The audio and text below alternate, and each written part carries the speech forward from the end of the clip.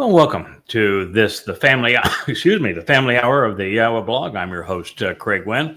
Up there in my swimming pool, we have Kevin. Beneath him is Captain Kirk. Always nice to see you fellas. And there's the lovely Miss Leia. And Wookie, it looks like, has a bow tie on. So Wookie is styling. Yeah, Wookie is styling for the show. Yeah, I do have a new shirt, so I'm doing the best I can, but I don't have the bow tie, but I don't have a personal dresser either. So there you go. Just do the best we can. If we get JB later in the show, we will bring him to you as well. We did get a little early start this evening. We are going to resume our series that we have labeled the Antichrist. Of course, there is no Christ, so there can't be officially an Antichrist. But we did, a month or so ago, identify the person that is known to or searched for by Christians as the Antichrist. They've been looking for that fellow for a very, very long time. Yeah. And, a lot of books written about it. Yeah, and I had no interest in him. I didn't really care. I knew it was the Torahless one, and that when it was time for us to confront him and deal with him, we would. But that there was really no reason to try to identify him. So I didn't. We actually stumbled into this because I wanted to go back now with all we have learned about what's going to transpire on Towrah with both the Lakot gleaning and the sacrifice of the Adamah Parah, and how that prepares the adulterous woman of Israel for her betrothal to her returning king, who is Dode on Kippurim, and how that then leads us into a 1,000-year celebration of Sukkah.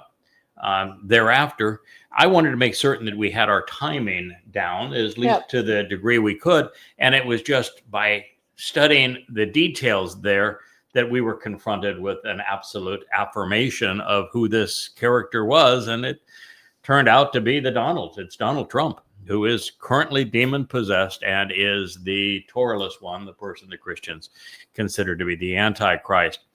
There we have JB, and it looks like you're in the mountains. Is that the view from your place, or do you just like the view? Yeah, no, I wish this was the view. This was from when we stayed in Tennessee a few years back. Okay. Well, you guys are very nifty on the views. I like it. All I've got here is a library, on menorah and some books, but that trumps everything else. Yeah, okay? well, very well. Yeah, there's a lot that goes into those books, so I'm quite. I think so. You win. I'm quite pleased. Quite pleased with them, the effort that we have put into them, and our identification of Trump as the Antichrist. Again, it was not by design that we would identify him as such. It just became obvious as we read through Daniel. Yeah. We're told that this person will be. The measurement imposing the two-state solution on Israel at this time. We are told both in Daniel and in Isaiah that Israel will endure a state of terror that is carved out of her heart in conjunction with the Shabuah harvest, and that Shabuah harvest would begin the period known as the time of Israel's troubles. And therefore we're also told in Isaiah 18 that the great betrayer of Israel is a very arrogant, meddling individual who does not have his wits about him. And there are some 72 adjectives that are used to describe the perpetrator of the two-state solution. And it's none other than Donald Trump in the United States. So we found that, and then in Daniel, we have a description of him, including his goatish comb-over hair, and the fact that by this time, he is likely to be wheelchair-ridden. It speaks of his fancy wheels is part of the description that we're given of him. In fact, at this point, when we consider how bad a shape he's in, I mean, he has full-on dementia at this point. He is also kidney failure. Yeah, complete confabulator. There is no correlation between what he believes, what he says, and reality. You look at the back of his hands, which are exposed, and his ankles, which sometimes are exposed, and he has serious problems. I mean, it's the whole back of his hands. It's just black. They're putting makeup on it to try to cover it. They've been putting makeup on his face for a very long time to try to cover issues there. So the man has serious health issues, and the miracle for Hasatan is going to be to keep his boy alive for the next 8 years. So it's the only part of our identification that seems a little bit suspect is, oh my God, even in a wheelchair. How is this nearly 80-year-old man who clearly has dementia now, how is he going to survive to that point? But nonetheless, the description of him is irrefutable, because the timing again is Shabuah. The United States is the great betrayer, and it's an arrogant meddler from the United States that does this, which leaves us with no other choice but Donald Trump. And I've been saying that really since November of last year.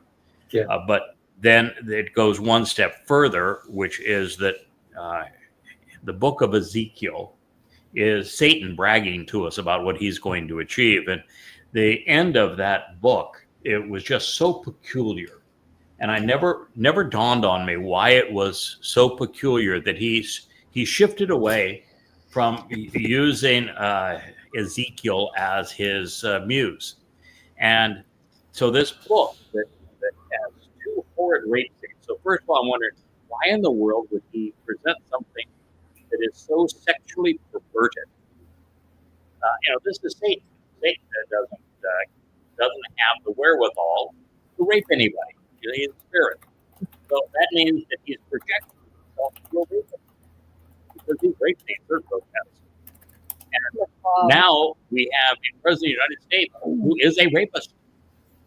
And then you're dealing with the fact that it was 25 ways to kill a Jew. And here you have the president of the United States accepting $16.5 billion in bribes from Muslims.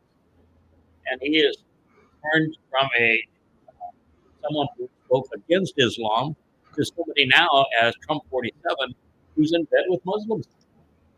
100% bought and sold. Oh, bought and sold.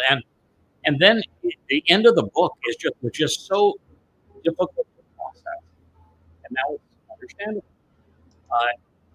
The Lord, who is Satan, speaks of this copper-colored individual, a bronzy-colored, copper-colored individual, like Orange Man, who is a real estate developer who partners with him in measuring up not only the Temple Mount, not only Jerusalem, but almost all of what was Judea, to build this monstrosity, this gaudy, horrible monstrosity, just in the Trump style, with naming rights over the Temple Mount and all of Jerusalem.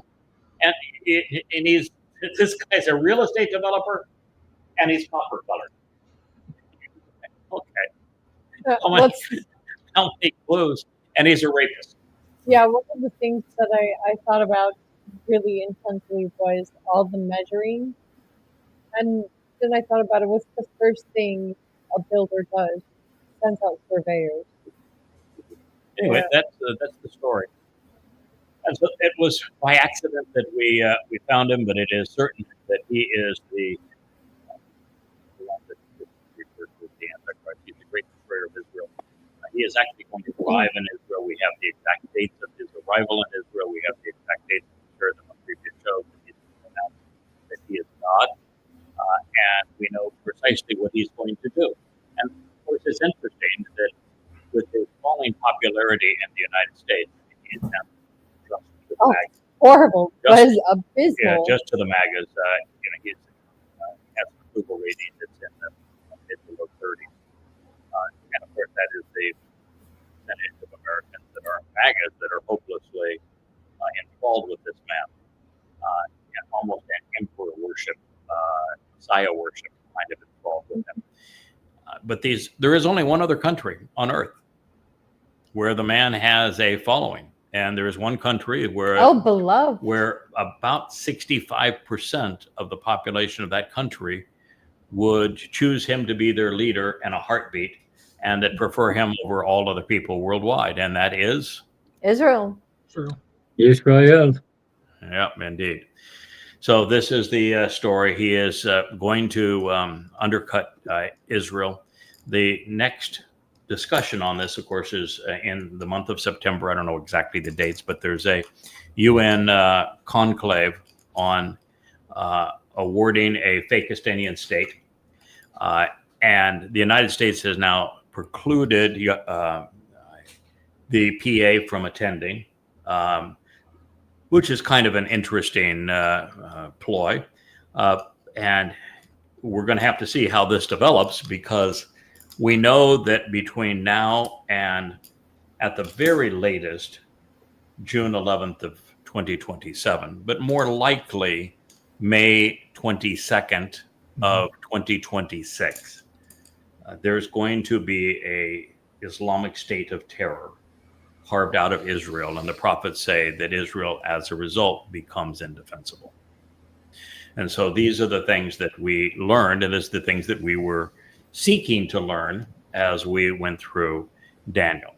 So we're going to pick up the story where we left off the last time with our... I thought we were going to introduce a song first. Oh, you want to play your... oh, yeah, there is a song. Because we made a song about this guy. Yeah, that is about this guy. So we'll go ahead and play this. I'll introduce it by saying that most people are unaware that Hasatan is not a name. No. Satan is not a name. And so when people refer to Satan as just as Satan, they really don't know what they're talking about. It is always presented as Hasatan in the Torah, prophets, and Psalms. He is equated to a serpent and to a snake. He is also equated to the Assyrian. He is given a name, though, and his name is presented by Isaiah, because Isaiah has the whole, sweeping panorama of time. And Isaiah presents him as Halal ben Shakar. Of course, it's interesting because halal is that which is considered good in Islam, and that's Satan's name. Shakar speaks of him being a counterfeit son.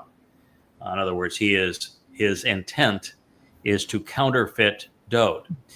He, in Yeshaya 14, we're told explicitly that he wants to rise above Elyon.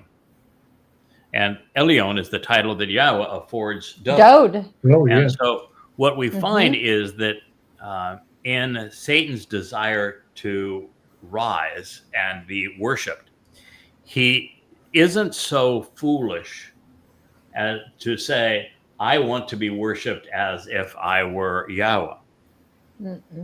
He does something that is far more painful to Yahweh and far more devastating to humankind.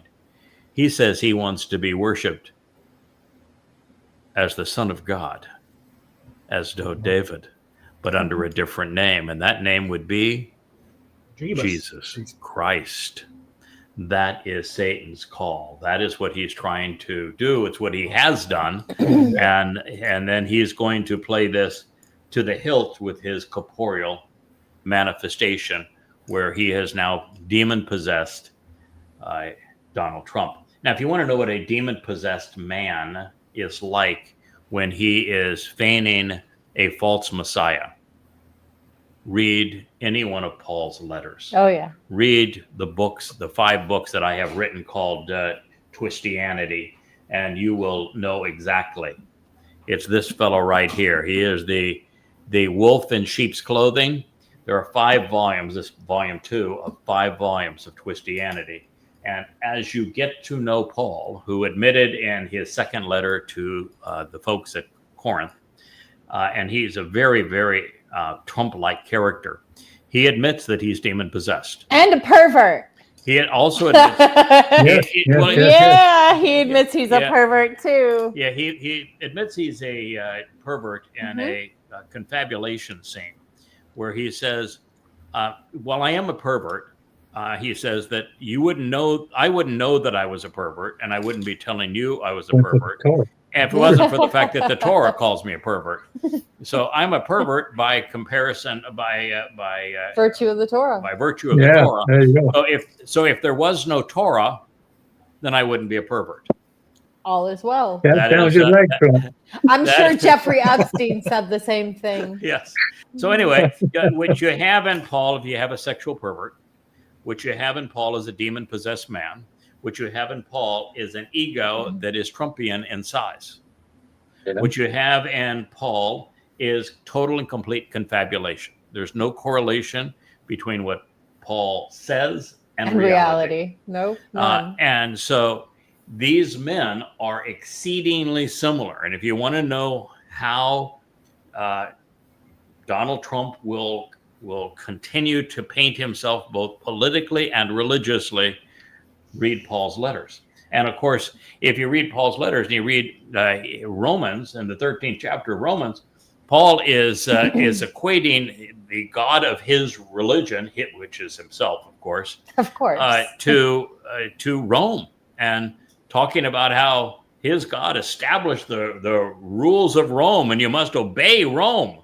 And that's what Donald Trump is going to do. You're either going to obey him, or well, his henchmen are going to pick you up like the Gestapo, and they would throw you in alligator Alcatraz. but they're having trouble running the place. They spent $400 million, and they're having trouble with the plumbing. They're having trouble running the place. They had to shut it down. Well, what the heck? So this is the story, and so Halal ben Shakar is the name of Hasatan, the adversary, and the name of the song. And Hasatan himself, as a demonic spirit, has demon-possessed very few individuals in history. But we know them as, for example, Paul was one of them. Muhammad admitted that he was also demon-possessed by Satan. Akiba? I think it's likely that Akiba was. Very likely that Hitler was. So these are the kinds of individuals. Donald Trump is now demon-possessed.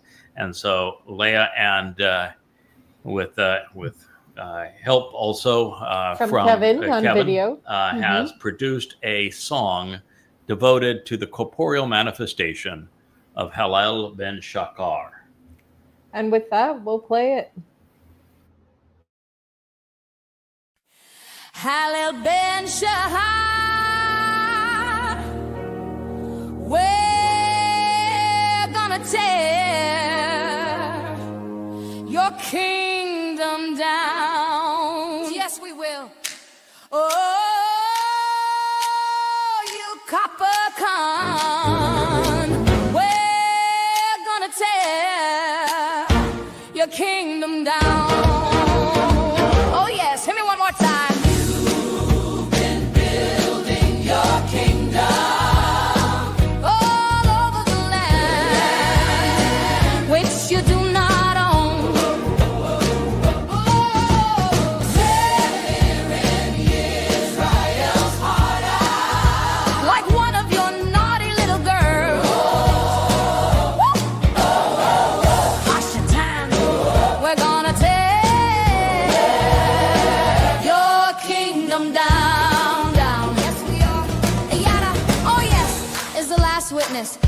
He's gonna meet with you on the ridge line. Your kingdom down, Yahowah Almighty, lift him up. The man of Edom, he's gonna tell the truth about measurement to all the people, so they can hear it for themselves. Oh, Satan, he's gonna tear your kingdom down.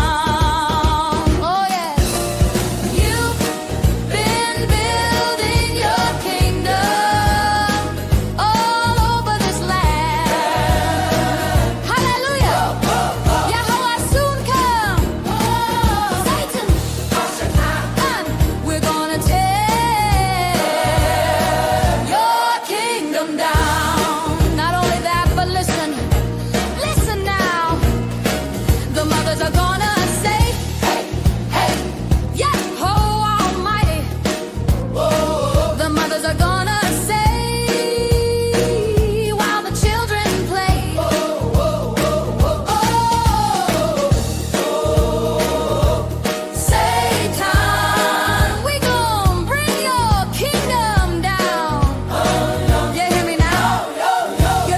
short.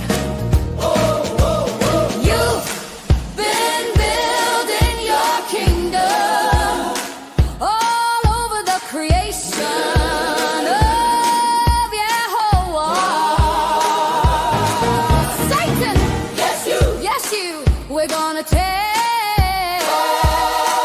your kingdom down. Not only that, but listen. Satan, we're gonna tear your kingdom down. Yes, we are. With our bare hands, we will. Satan, oh, hello, Ben Shakar. We're gonna tear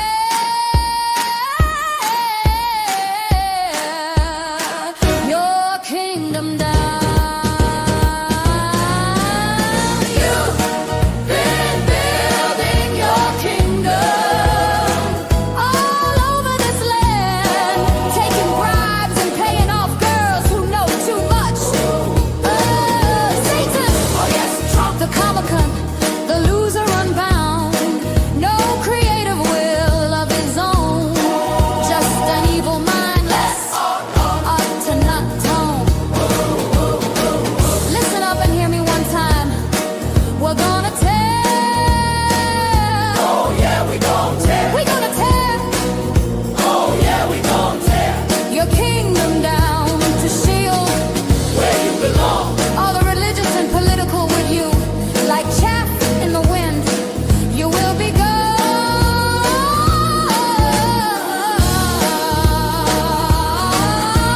You've been building your kingdom all in the house of Yahovah. Satan, we're gonna tear. We're gonna tear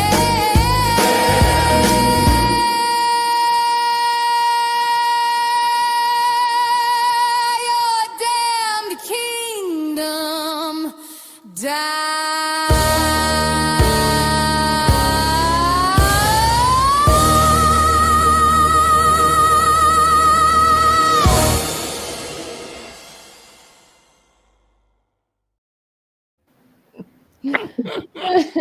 You're a soul sister now. We're gonna tear it down. Yeah, That's baby. what we're gonna do.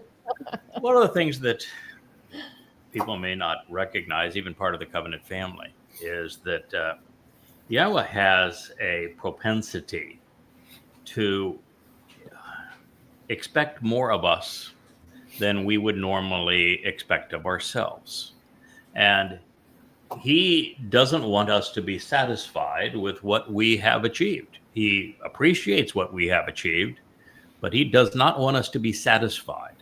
And he recognizes we're capable, alongside our God, of doing things that most people would be afraid of even touching. Oh yeah. It is actually our responsibility to do as that song says.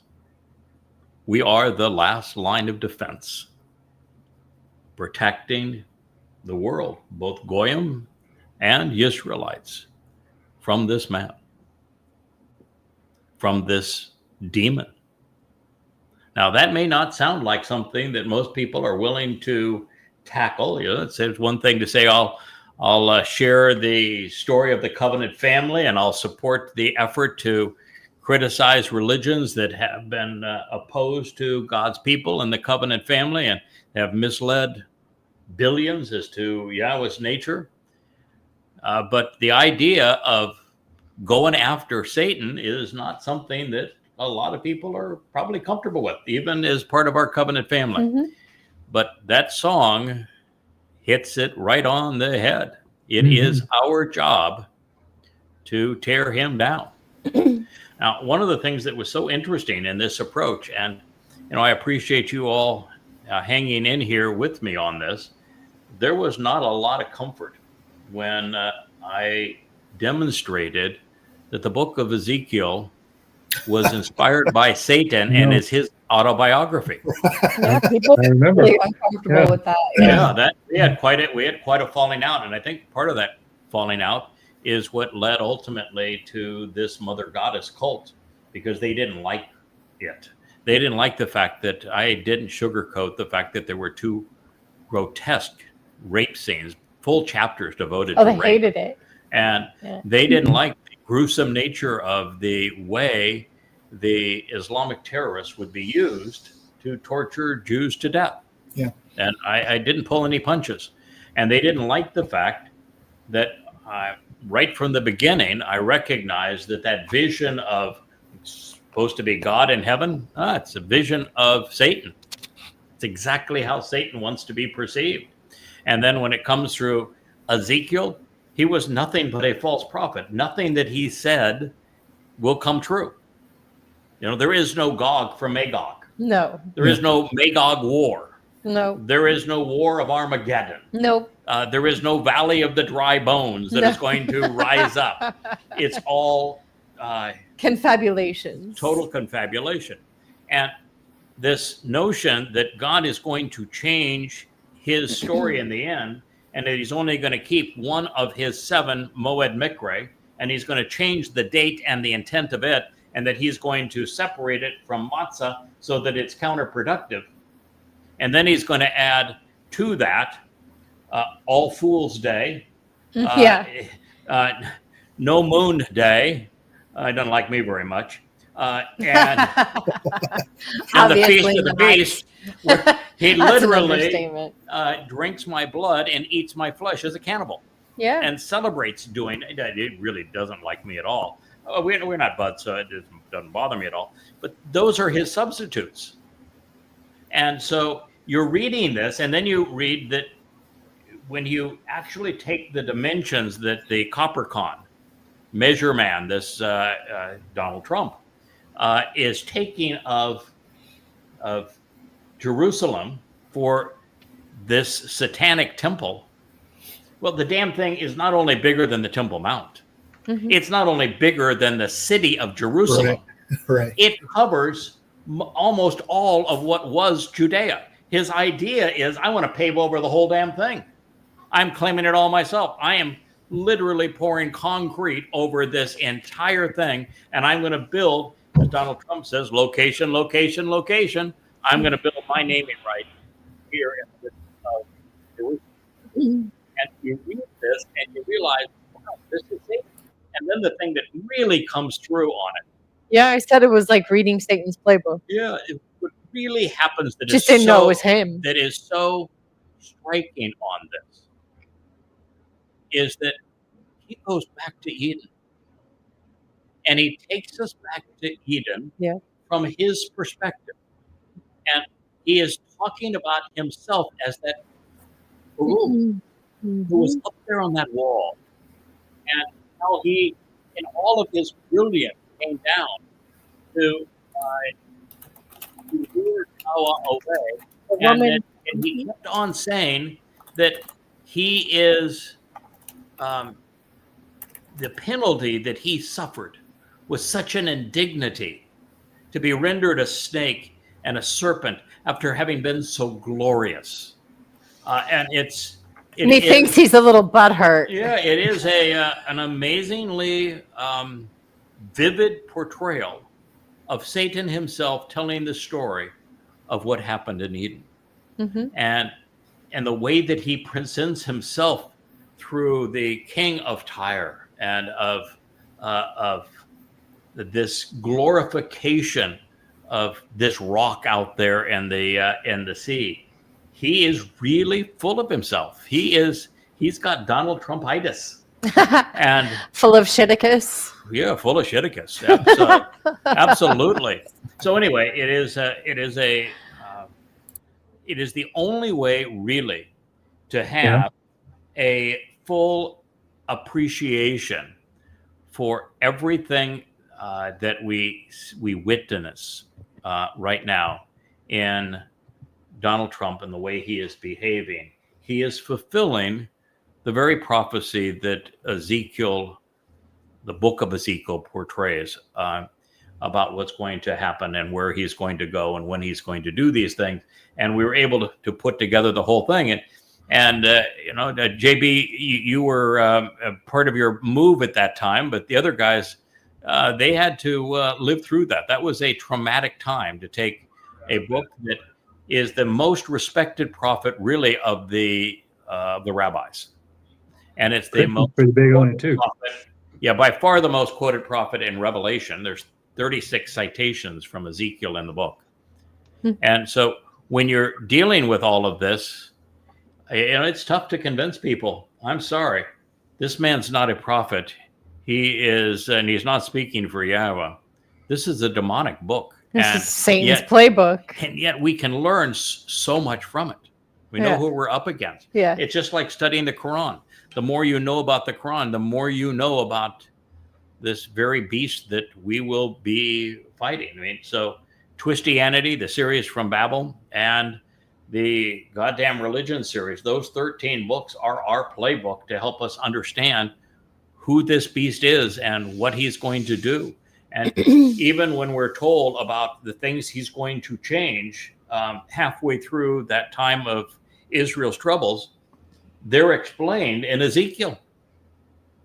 Yeah, it's like the psychopath playbook. Yeah, he confesses to what he is going to do. All right, so no pressure on anybody. I don't know if but many wouldn't go against how him. you feel about trying to battle Hasatan, but that is your plight. That is mine. That is yours. We are in this to bring Satan's house down, and ultimately this comes with the two witnesses on top of Mount Moriah, precluding him from building the monolith that he's wants to build, trying to protect as many people around the world, and particularly Israelites, from him at this time. And then we ultimately bring him down through the sacrifice of the red heifer. That is his goodbye. He will have no influence over anyone. We were having a little trouble with our secondary mic. Richard's trying to get it. He says, "Okay, I got it now." So this is who we're dealing with when we're dealing with the Antichrist. Well, let's quote Caleb then. We just quote Caleb, if God's with us, if Yahweh's with us, who cares? Let's tackle him. Yes, yeah. Caleb is the person that Captain Kirk there is referring to, is one of the great characters in the story. And, he doesn't say a whole lot, but what he does say means a lot. Yeah. And what Caleb did is to recognize that everyone else was wrong. I don't think we hear a word from Yosha ben Nun. And what Moshe said was mostly wrong. And Aaron doesn't say anything at this point. So there's only one man. You've got probably 600,000 people at this point, and there is a single man that is willing to take a stand and be accountable. And that one man is Caleb. And when he does stand up, he simply says that the land is as it was described. This is, at the end of when the spies claim that they don't want to go into the land because, there are giants in the land. They're Nephilim. And Nephilim. Of course, that was a lie. And there's the necklaces in the land, and they're scary, and they're so big. We're like fleas and gnats by comparison to them, and we're going to get killed. So we don't want to go into that land. And that's when Caleb just stand up and said, "What's wrong with you?" The fact is, we're here because of Yahowah. If Yahowah can still tolerate us after what you've just said, then he is with us, and it doesn't matter who's there. It's irrelevant who's there. So what do you? Let's just go. Stop grumbling. We just walked out of Egypt. That was the most powerful kingdom in the world at this time, and we just walked out of Egypt. Don't you think we can deal with this. And so it's a pretty short speech. It pretty much shows Jewish confidence throughout history of Yahweh. Yeah. Oh, by the way, you know what Israel's response to Caleb's soaring speech was? Crickets. They in unison came to the point, let's stone him. Wow. Oh Okay. my God. Let's stone him. Yeah, and that of course is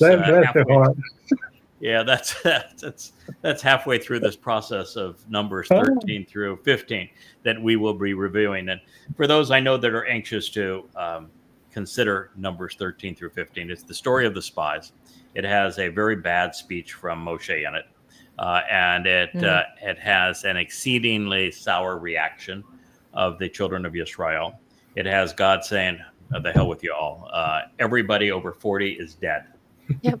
Excuse me, everyone over 20. Everyone over 20 is dead. 40 is the time you're going to, the 20 and less are going to wander in the wilderness as herding after sheep, so that you get a taste of what I've been trying to do up to this point. So the under 20s, you get to live, but you're going to spend, you're going to be 60 by the time you get allowed in. So this is my reaction to you. And oh, by the way, the over 20s are nothing but a pile of corpse. There's not a single one of you that's not going to be a corpse.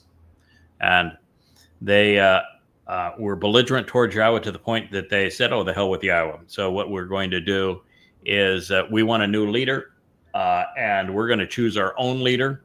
And the next morning they ran up into the promised land. So they, scared to death the day before. Now they said, no, we're going to go ahead and run up and we're going to ignore what Yahweh said. We're going to take it ourselves. Well, and we can't have it, we want it. That worked. Yeah. Oh, yeah. It worked out really well. They were all slaughtered. Yeah. It was just a complete bloodbath. They were all dead.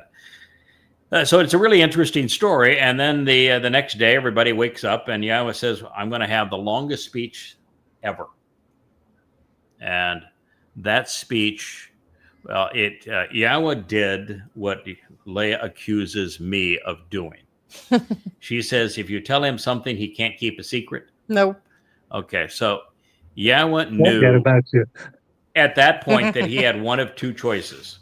One choice, it was that he could just give up on the whole lot of humanity. It didn't work back in Noah's day, and it isn't working now. And it's clear that Israelites are not the answer. They're obnoxious. So let's just give up on the whole thing. Let's fold our tent. Let's do away with the earth and not bother with this nonsense anymore. That was the most rational, logical answer. That's not the one that God chose, however. Thank goodness. Thank goodness. We wouldn't be here. But he chose a different answer, and that was, okay, I'm going to leave this thing. I'm out of here. But I'm not going to leave before I set in place the remedy for all of this. And I'm going to remedy this entire situation so that a remnant of my people can actually enter the promised land the right way. And I'm going to achieve this through a bull, through a ram, and through a goat. And he goes through the delineation of how it's all going to play out. He just spills the beans, man. This is how it's all going to play out. And there it is, immediately after the spies. I don't know how God evidently doesn't have the same issue we have of needing to breathe so that sentences can't be too long. It's the longest damn sentence ever. And it is a single cogent thought of how God's going to resolve this whole thing through a bull, through a ram, and through a goat. And while the ram is more important than either of the other two, he starts the story with the bull. So I'm keeping it in the same order that he has. And then he even goes into a long explanation after he speaks of the sacrifices that will be made by these three individuals. He goes into a whole narrative. This will probably resonate with you, JB, because we've talked about it a lot. That when we recognized there were three destinations for human souls, the conclusion was that if you accept the terms and conditions of the covenant, which very few have done, you will spend your eternity in Shamayim, heaven. If you lead others astray, and you're active in leading others astray, in other words, you are a misleader, then your soul will spend its eternity in Sheol. And those who have been misled, their souls will simply dissipate into nothingness. So we knew that was the criterion. There is no place where God, I thought, actually explained that criterion. It was just the obvious conclusion from the facts. And sometimes we just make obvious deductions from the facts as God lays them out. Well, here in the 15th chapter of Bamidbar in the wilderness, there it is. God lays it out. Yep. And he says, this remedy, particularly that final sacrifice of the bull, is going to resolve inadvertent guilt, an omission, if you will, guilt by omission, guilt by ignorance, as opposed to commission and guilt by being complicit in a crime. And so God is saying that if you are misled, he has a solution for you. If you are misleading, he wants to do away with you. Yeah, fair. And it goes right on to delineate what happens with, particularly at the end, because there is this actual very sophisticated explanation that says that the sacrifice of the ram can resolve all levels of guilt. Yep. So, I was in my youth religious. I was in my youth political. Those are crimes of commission where you are misleading people. And you have to stop doing them before you can approach Yahweh. But what Dode accomplished in carrying away our guilt resolves that. So his sacrifice on matzah that took our guilt and put it into Sheol, matzah can purge us of all forms of guilt, omission and commission. Much more powerful. The Adama Parah of Towrah, by this definition that God is providing, can't do that. It's for incidental guilt. He is only, for incidental or guilt by omission, guilt by being inadvertently being misled as opposed to being misleading. Now, why do you think that would be the case? Why is my sacrifice being limited in what it can resolve? And Dode's was not. These are brand new people, right? They are. Yeah. So, I mean, they've been with you a whole hour. But some an hour, some 12 hours. The longest anyone could have been there is 12 hours. Yep. Okay. So, Right. What do they know now? They still got to get covered so they can do something. Right. So God would be insane if he were to say, I'm going to make people immortal such that I have to live with them and endure them for all time. And I'm the one bringing them here. And I know nothing about them, and they know nothing about me at this point. I mean, they are essentially a slightly corrupted slate that is going to be a clean slate here in a matter of hours. Once we go through the whole spectacle of the Adama Parah, I'm going to clean their slate. Yeah, but at that point, we have a job. We're no longer after Hasatan bringing that house down. We now have a job, and it's to educate these literal babies. They don't know Yahweh's name. They don't know. They don't know the terms and conditions of the covenant. Right? They don't know squat. And so what they are, but they've been given license because we've cleaned their slate. They've been given license to enter the millennial Shabbat of Sukkah. And during that time, they will continue to live so long as they do not become religious. We find out that the goat, Eliah, has the responsibility for when one person goes astray inadvertently, he nips it in the bud before it becomes viral and becomes religious. Good. So that's what Eliah does at this point. And it's our job to encourage people to understand the terms and conditions of the covenant, understand how Dod fulfilled Pesach, Matzah, and Bakodim, because going forward, they're still in that same position. They only become covenant and immortal and enriched and empowered and perfected and adopted the same way we did, by what Dod has achieved.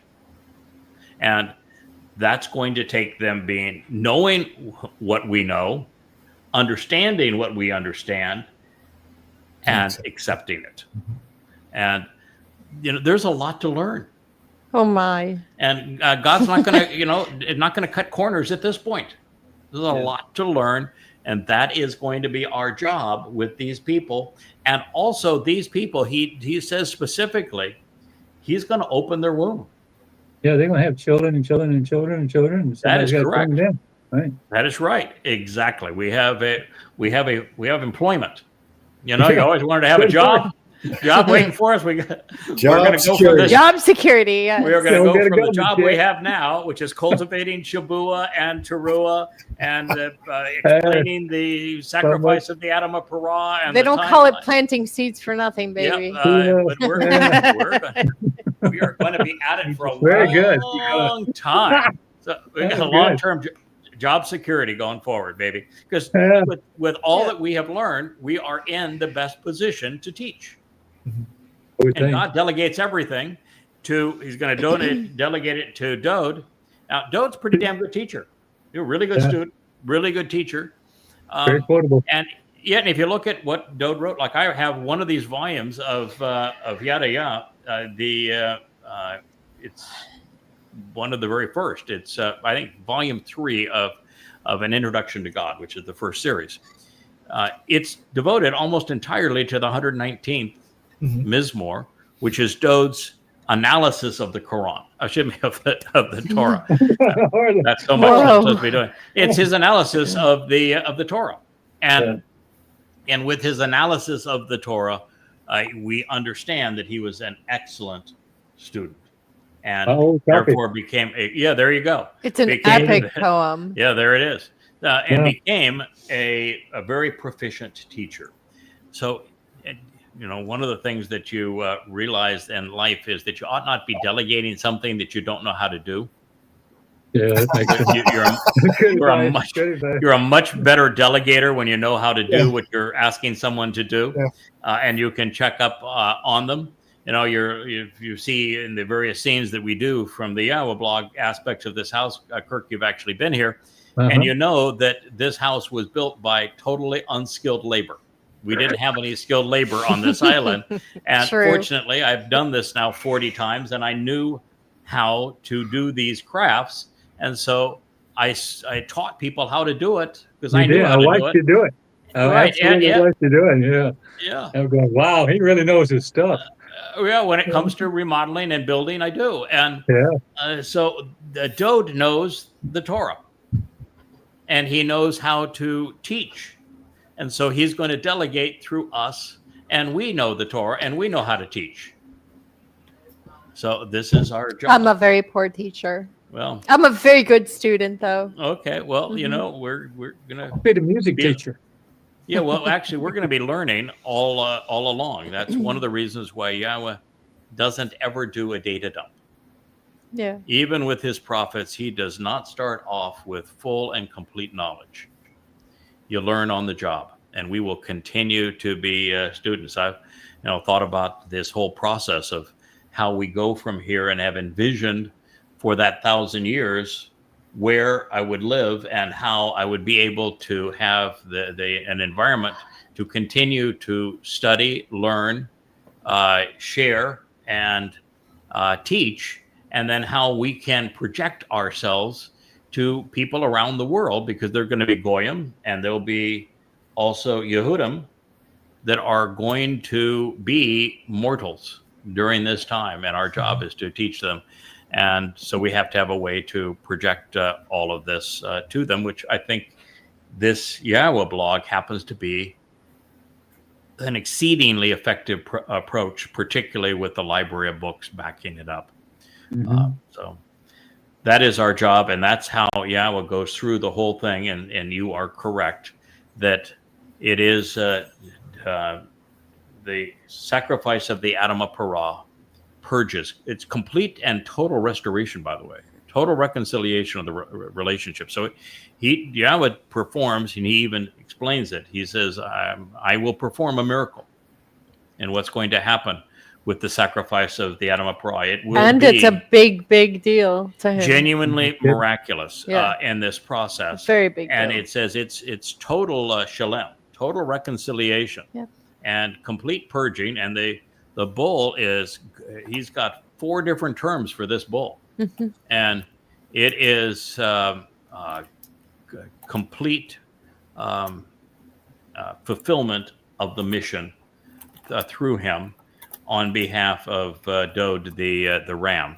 And it has also the goat serving as the master of ceremonies and all this, and making his contributions throughout. It's a beautiful picture. And who would have thought that we would find the complete story in Numbers? You'd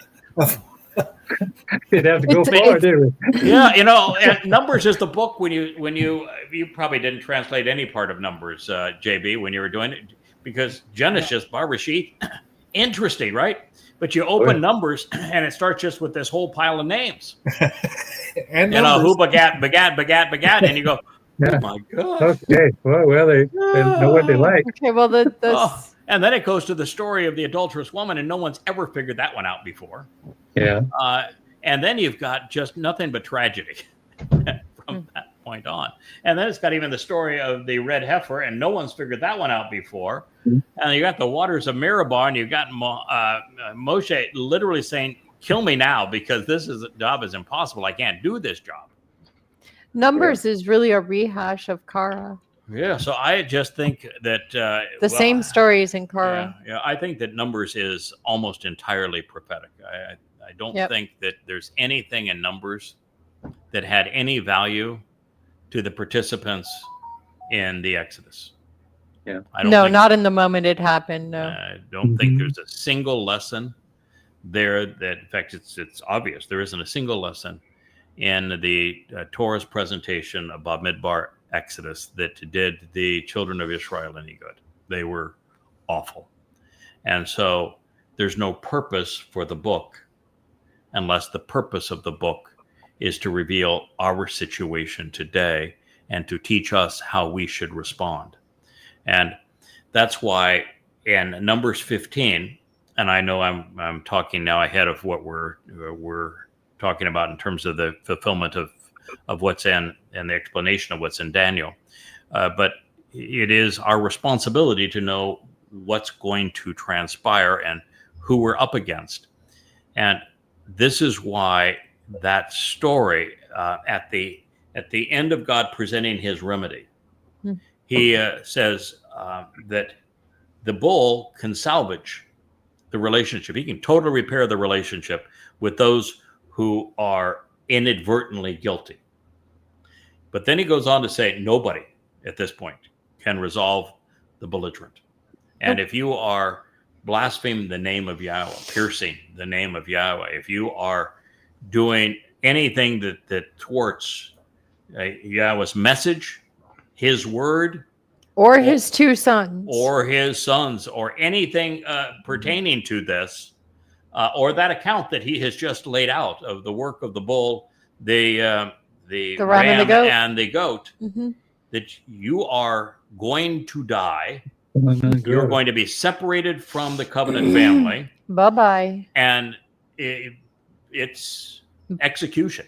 It's over. I mean, no sympathy, no mercy, no nothing. You did Sayonara. the crime. You did the crime.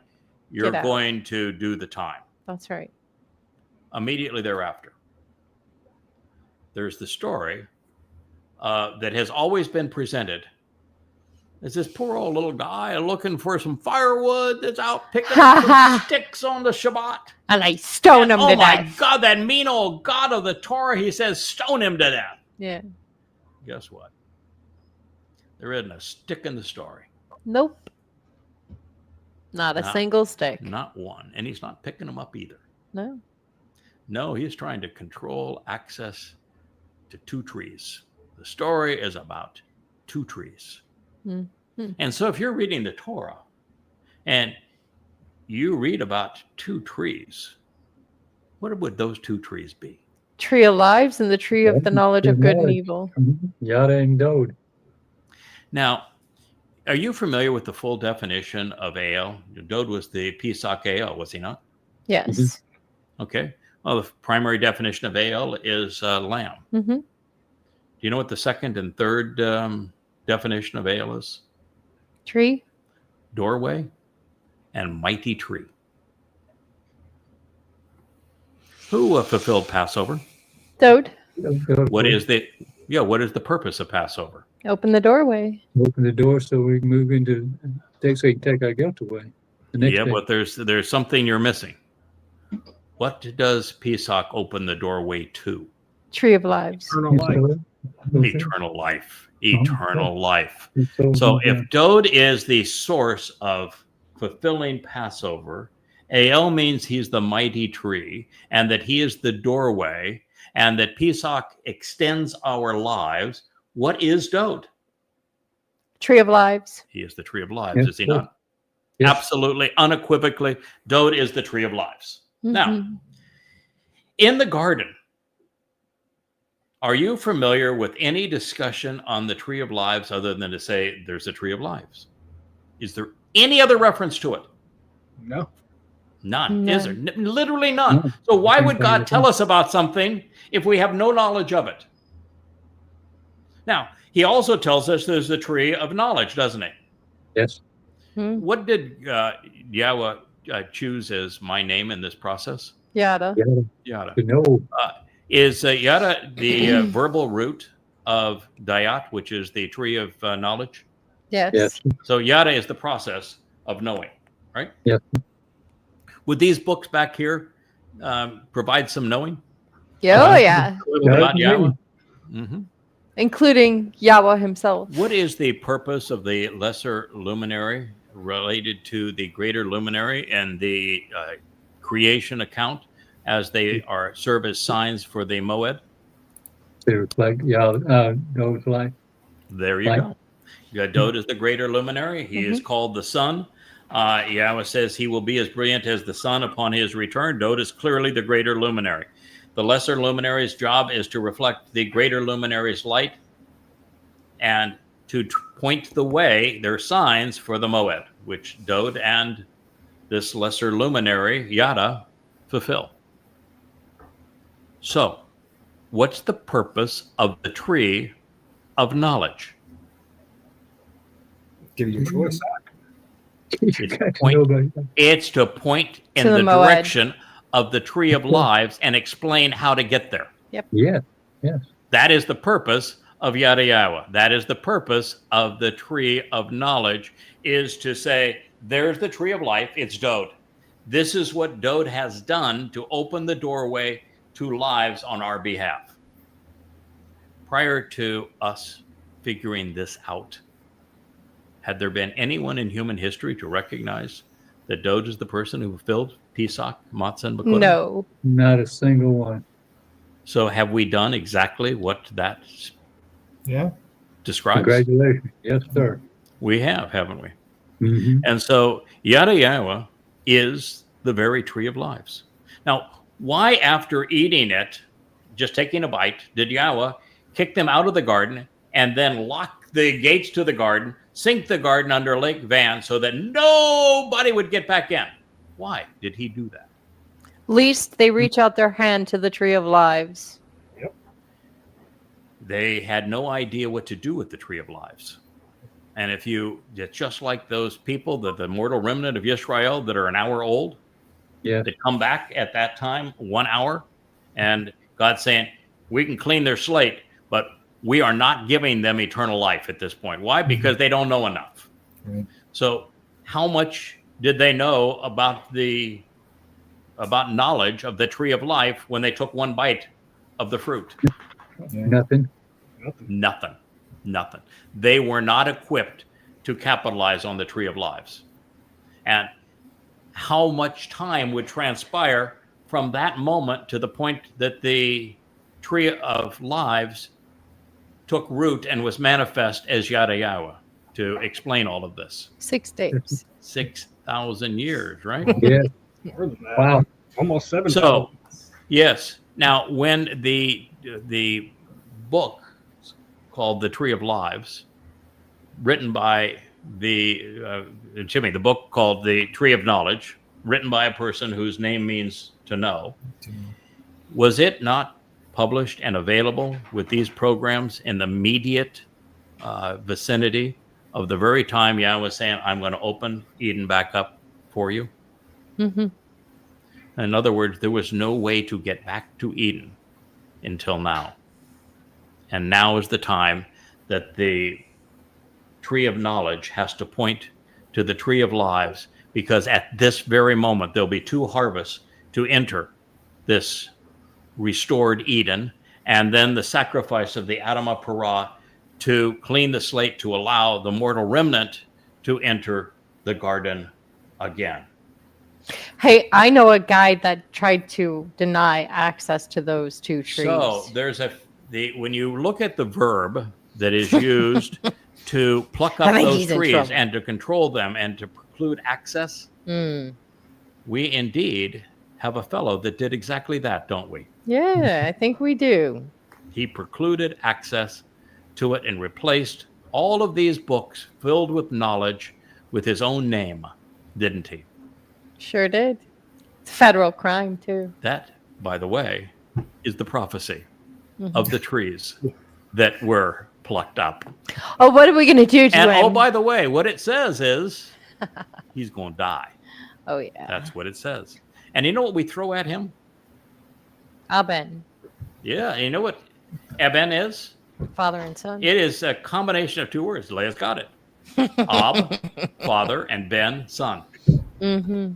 That's what we're going to throw at you. There's also this fellow that is called a Rocky Croc. Yeah.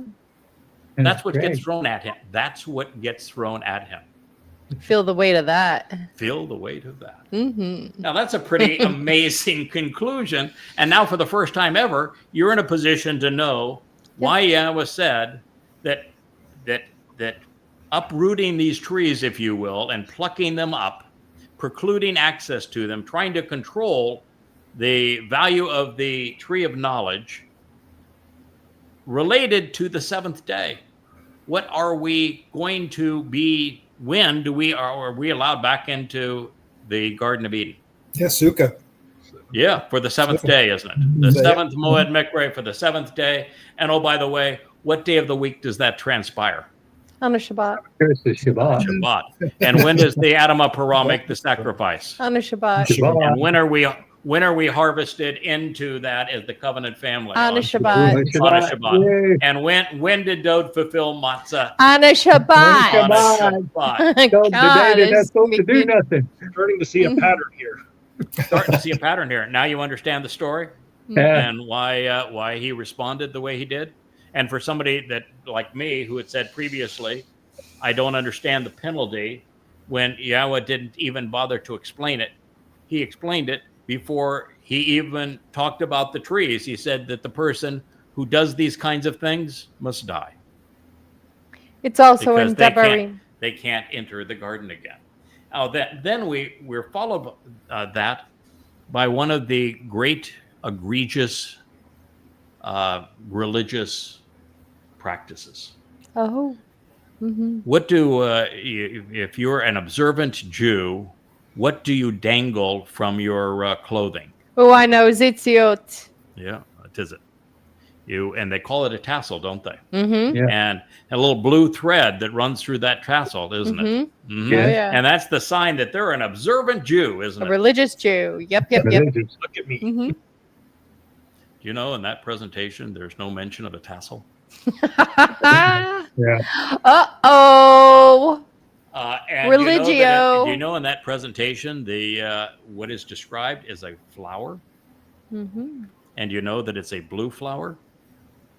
Mm. And that the flower is actually less important than the twisted thread that comprises it. Now, I would ask you, are you aware of any place where Yahowah makes a big deal about a plant with a blue flower on it? Flax. Yeah.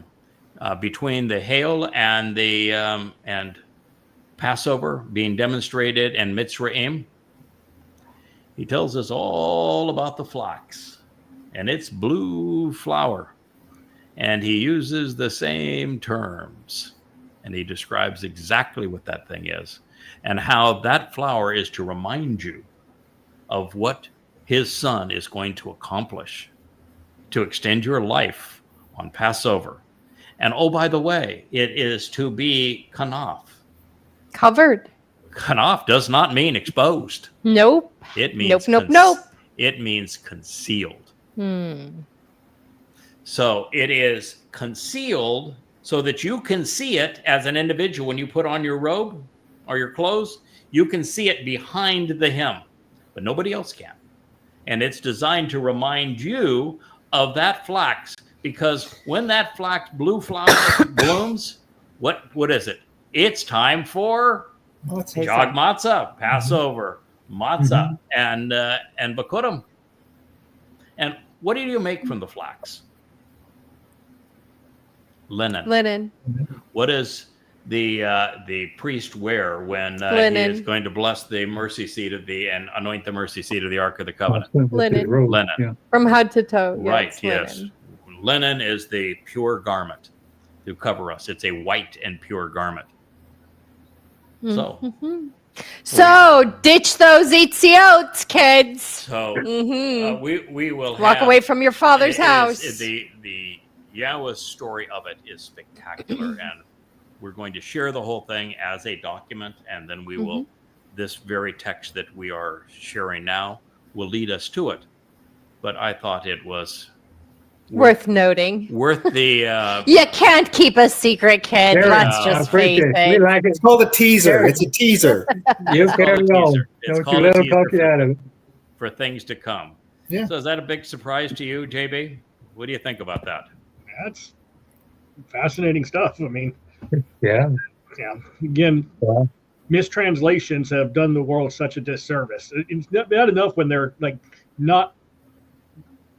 They're accurate, but not enough. But when they just outright change words Yeah. to create their own message, Yes. which does so much damage. But Does they Hebrew love have for picking yeah. up sticks because that enforces do nothing day. Yes, do nothing day. Do you are you aware that in the Hebrew language there are probably 15 different words for branch, stem, stick, that sort of thing? I know I've seen several. Yes.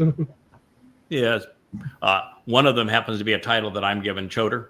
Another one is the title that Dode is given, Shamat. Okay. But there are a host of terms that mean stick, stem, branch, shoot, that sort of thing. A netzer is one. Many of them. Have you ever translated the word etz? Yes. And what does etz mean? Tree. So what was the word that's in Numbers 15? Yep. It's etz, isn't it? It's etzim in the plural. And so if God wanted to say he was picking up sticks. Now, in this particular It's case, deliberately deceptive to translate it as sticks. terrible. Yeah. That terrible. is not an accident. That is religious malfeasance.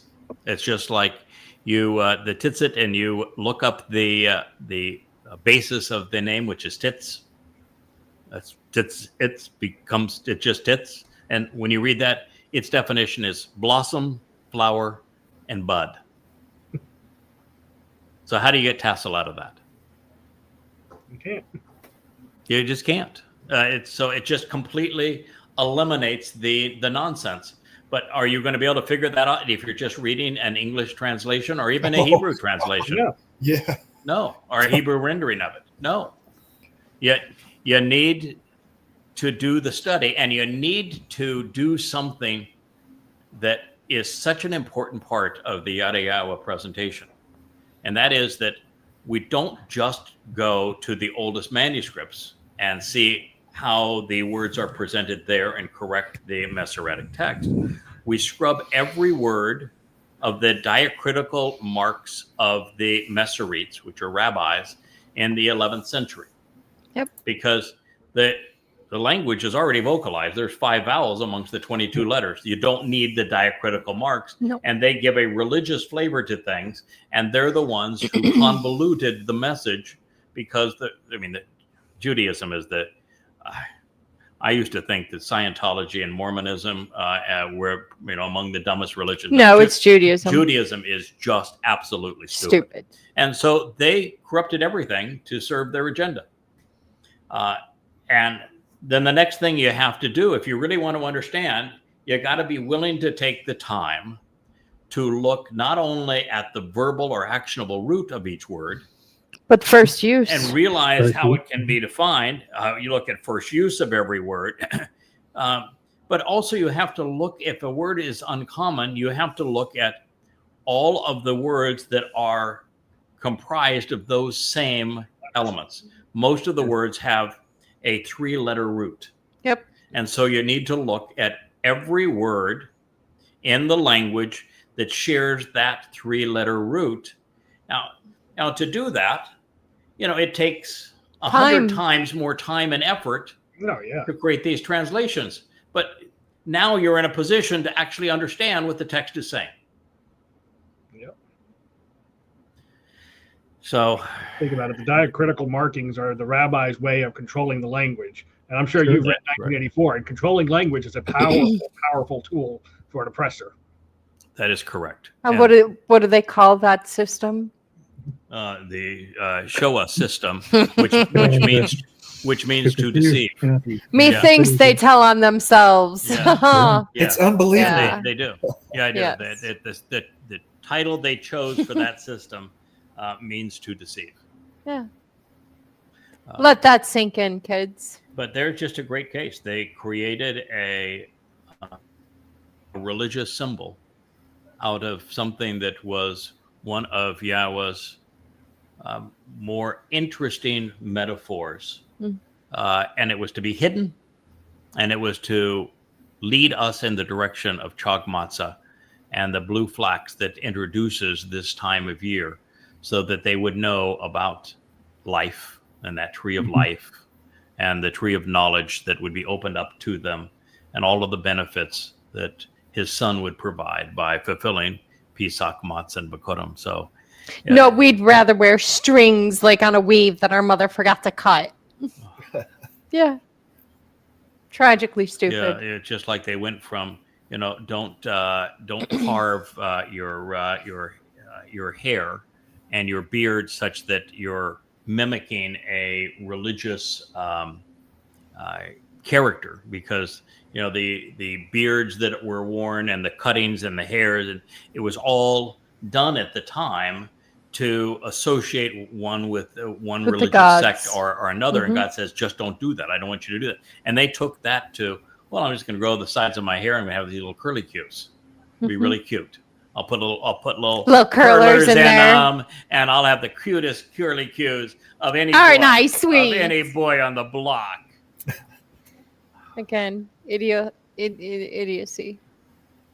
Or they walk around in their kippas, the yarmulkes, and they think that they're showing a respect for their God and to their religion.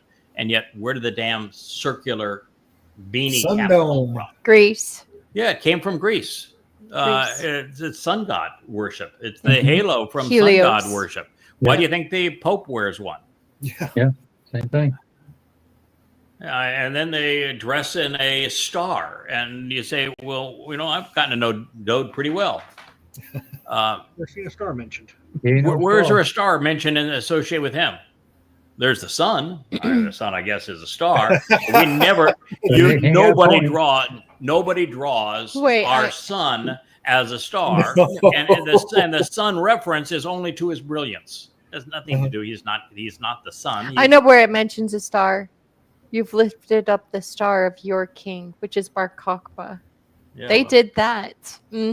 That's where it mentions a star. Yeah, there is a star associated with Judaism. Oh, sure. Because the Yeah. founder of Judaism was Rabbi Akiva, and he promoted a false Messiah. Can you imagine that the founder of your religion, Rabbi Akiva, and he is best known for promoting a false Messiah, and he gave you the star because that false Messiah's name was Son of a Star, and he caused the wrath of Rome to fall on Judea, where hundreds of thousands of Jews were crucified and savagely murdered, where Hadrian actually renamed the land as the ultimate curse right now. If he had not done that, there would be no thought about Palestinians or Palestine. Ever. And this whole theme that is being used against, Palestine will be free, this genocidal saying against Israel, it would not exist if it were not for Akiva.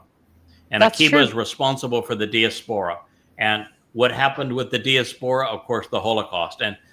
And Akiva played right into the Christians' hands. Rather than refuting the Christian New Testament, as I do, and Twistianity, absolutely tearing it to ribbons, proving that none of it's true, rather than doing that and explaining that Dode is the actual Messiah, the Son of God, and he told us exactly when he was going to fulfill Passover. He told us he would even do so through crucifixion. And so you've created this myth and this Jesus fellow. Rather than do that, he foisted another false Messiah on his people. That's right. And in doing that, because now you have warring messiahs, it gave Christendom all the more Reason to energy hate. to hate Jews and to demonize Jews. Oh, yes.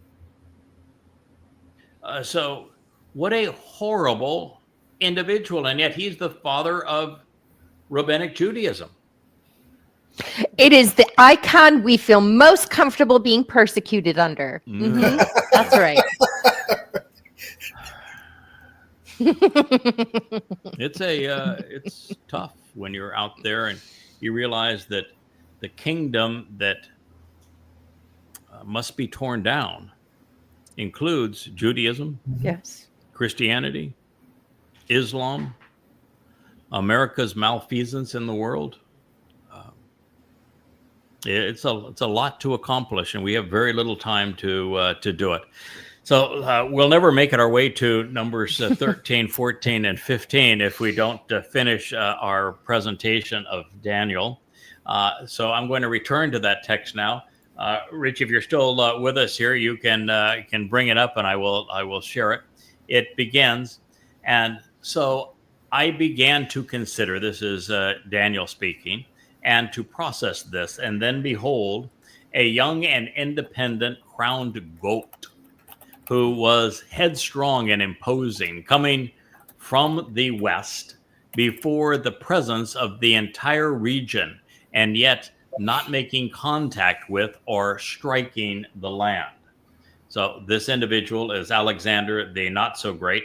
I'm not a fan of Alexander. He was a ruthless, enslaving, sadistic, egotistical monster. In fact, he is very much like if Donald Trump was younger and articulate and had any skills, I guess he would have the same ego and approach of Alexander. Alexander clearly was a psychopath. He had no compassion or empathy for anyone. He was really a savage individual. But that's, he came from the West, and he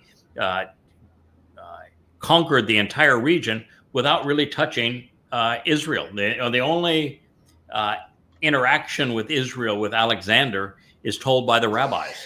There is nothing historically that is known. But he went to Egypt, became a god in Egypt, and he devastated, of course, Tyre on the way down. He did run into an Egyptian outpost in what is presently Gaza, and he took way too long, but devastated them.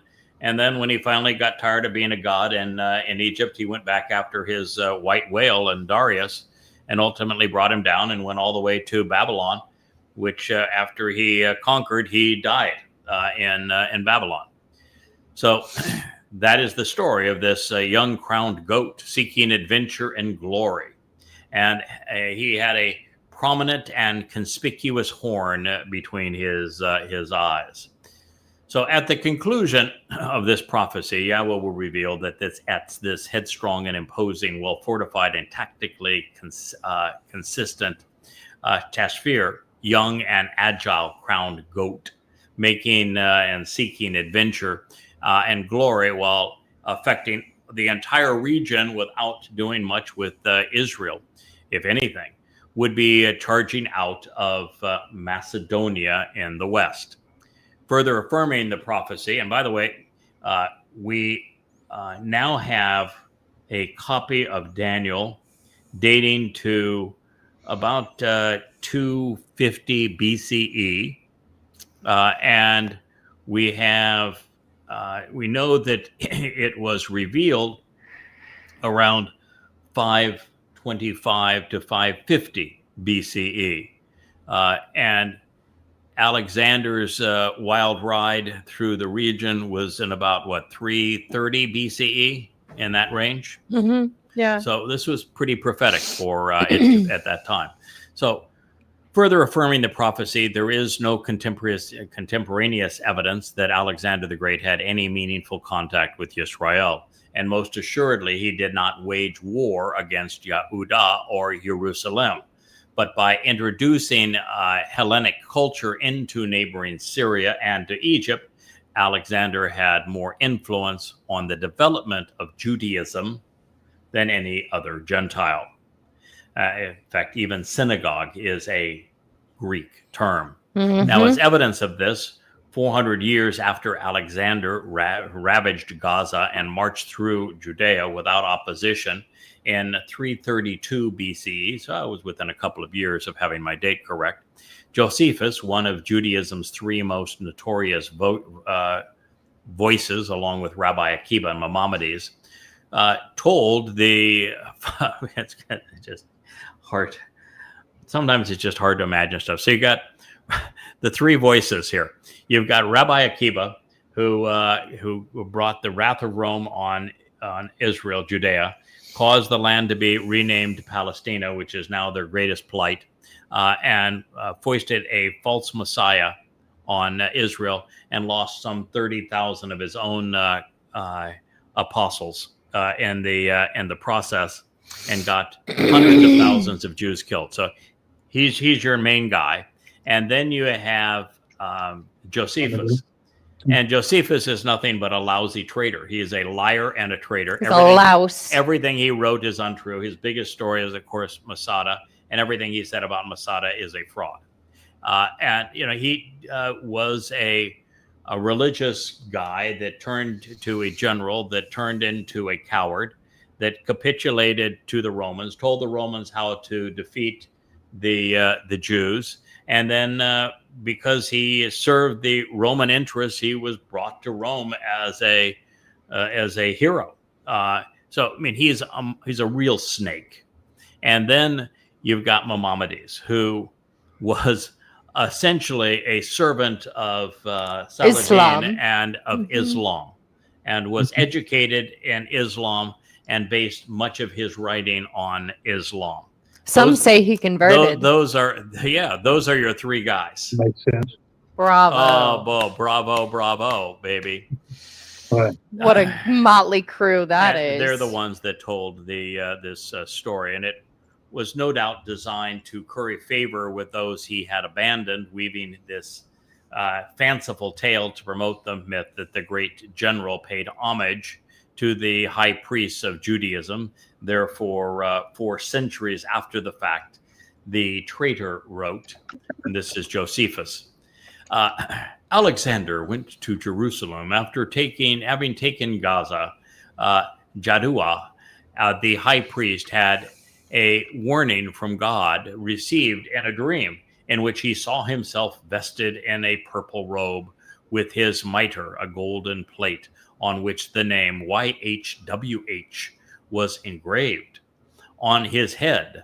Accordingly, he went to meet Alexander at Shapha to take in the view of the temple. followed by the priests, all clothed in fine linen, and by a multitude of citizens, Yahuwah awaited the coming of the king. When Alexander saw the high priest, he reverenced God. This is Targum, Leviticus R13 to the end. And he saluted Yahuwah, while the Jews with one voice greeted Alexander. Oh, by the way, Jews don't have one voice on anything ever. and never have. No. And there is no place, nobody was ever named Yahuwah, Jaddua. Nevertheless, this is what they wrote. And of course, Alexander never mentions having met a Jew. When Parmenio, the general, gave expression to the army's surprise at Alexander's extraordinary act, because of course he's acknowledging a rabbi, that one who ought to be adorned by all as king should adore the high priest of the Jews. These guys are crazy. Alexander replied, I did not adore him, but the God who hath honored him with his high priesthood. For I saw this very person in a dream, in this very habit, when I was at Dios in Macedonia, when I was considering with myself how I might obtain dominion of Asia. And he exhorted me to make no delay, but boldly to pass over the sea, promising that he would conduct my army and would give me the dominion over the Persians.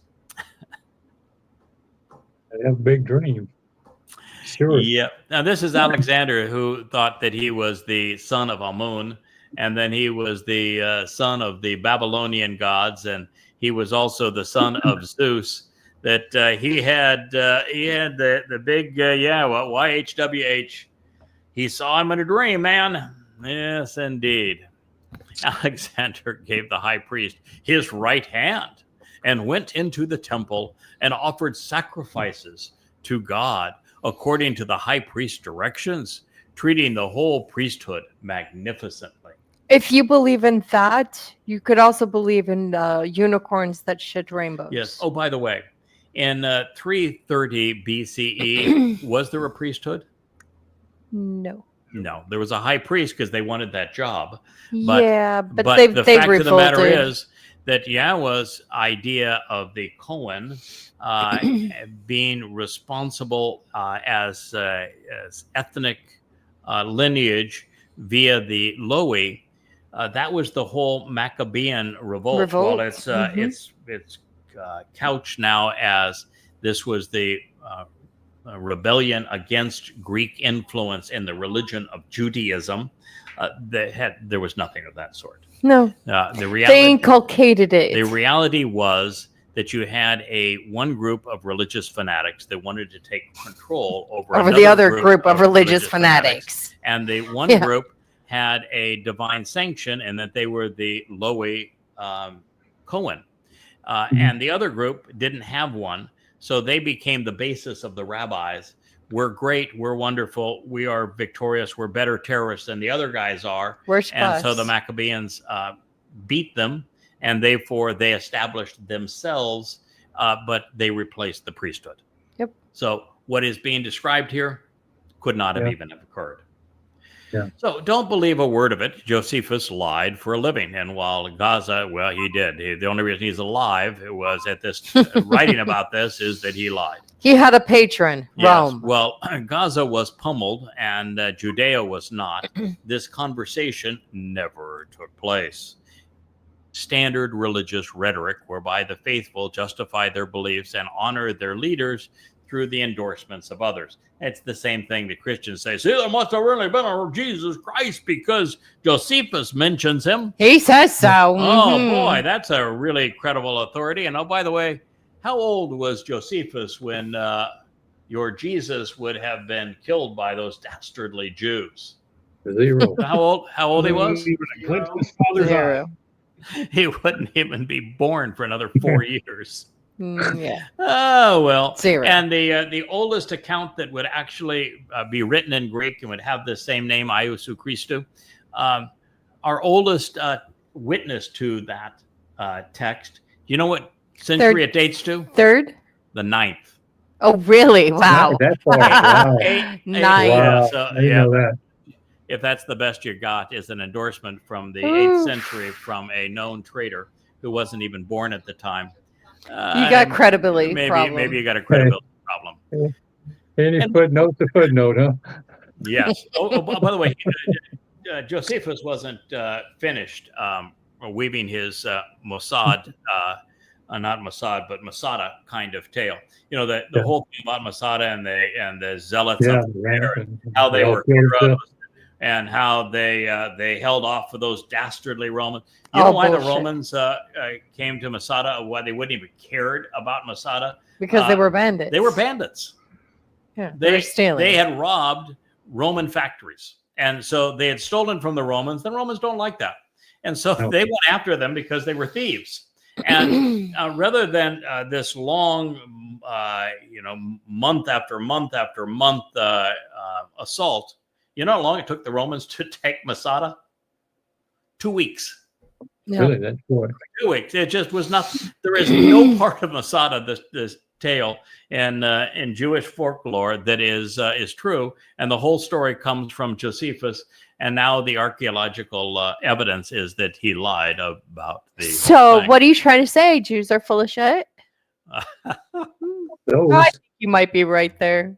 You know, it wasn't uncommon at the time, particularly those associated with Rome, and to a large degree Greece, that there is very little correlation between what the so-called historians wrote and what actually transpired. So true. They weren't actually historians. They were storytellers. And their stories were no more They were spin doctors than Homer's Iliad and Odyssey. That is what they did. They were employed to spin stories together, such that the heroes of the story were the kings and the generals and the like. I mean, that whole story of Eusebius being the propagandist of Constantine and weaving the story of he saw this symbol emblazoned before the sun, and he said, and the sign conquer. It never happened. I mean, it didn't even come close to happening, and it wasn't even in the first 2 editions that Eusebius wrote. But by the time that, Roman Catholicism had been established through Eusebius and Constantine's work, they needed to turn Constantine into the great hero. And so he just made up the story. That is what Josephus is doing here. He continued, and when the book of Daniel, there it is. Daniel was shown to him. See, Dan 7, 6, 8, 5, 8, 22, 11, 3 through 4. That's what it says in the text. There, wherein Daniel declared that one of the Greeks should destroy the empire of the Persians. He supposed that he was the person intended, and he rejoiced. The following day, Alexander asked the people what favors he should grant them, and the high priest requests. He accorded them the right to live in full employment of the laws of their forefathers. Such nonsense. 11, 8 ages. More Hebrew campfire stories, kids. Oh, liars lie. That's what liars do. Yeah, confabulations. All this actually shows is how desperate Jewish leaders became when attempting to justify their exalted positions, their religious laws, and their pervasive Greek influence all the way to the yarmulke and their meeting in synagogues, and the pervasive Greek influences, especially in Kabbalah. Jewish encyclopedias acknowledge all the accounts which the Talmud and the Midrash give concerning Alexander the Macedonian are of a legendary character. Oh, imagine that. Now, since the Jewish Encyclopedia acknowledges that, what does legendary character mean, fellas? It just, whoever's writing the book, you want to read the story? Made up crap? Sure. You could be a legend. Yes, it is a legend. It isn't the truth. Foibles and fables. Yeah. What is remarkable, however, is that in 533 BCE, before Greece had risen on the world stage, and 200 years before Alexander was even born, Daniel described the Macedonian general using a fitting array of terms. Alexander would come to Shushan from the west. He was very young, just 20 years old in 336 BCE, when he became king and set off seeking adventure and glory. He was headstrong and imposing, a well-fortified and consistent young man, relying upon his phalanx through it all, is why he prevailed in some of his battles. Otherwise, he just chose made a battle decision that would normally have ended in disaster. But there's always, with so many generals over time, there's one that's going to roll seven times in a row. And no matter how bad the decision was, that person's going to prevail. That's the story of Alexander. He made Absolutely horrible decisions that all consistently turned out well. And it may be just because his adversary wasn't very skilled. You know, the kings don't typically make great generals, and his adversary was a king. Alexander did something that was sort of underhanded. He lured Darius away from his supply caravan, and he stole it. And he got two things. One is all the money to pay the troops. Now, if you can't pay your troops, you're in trouble.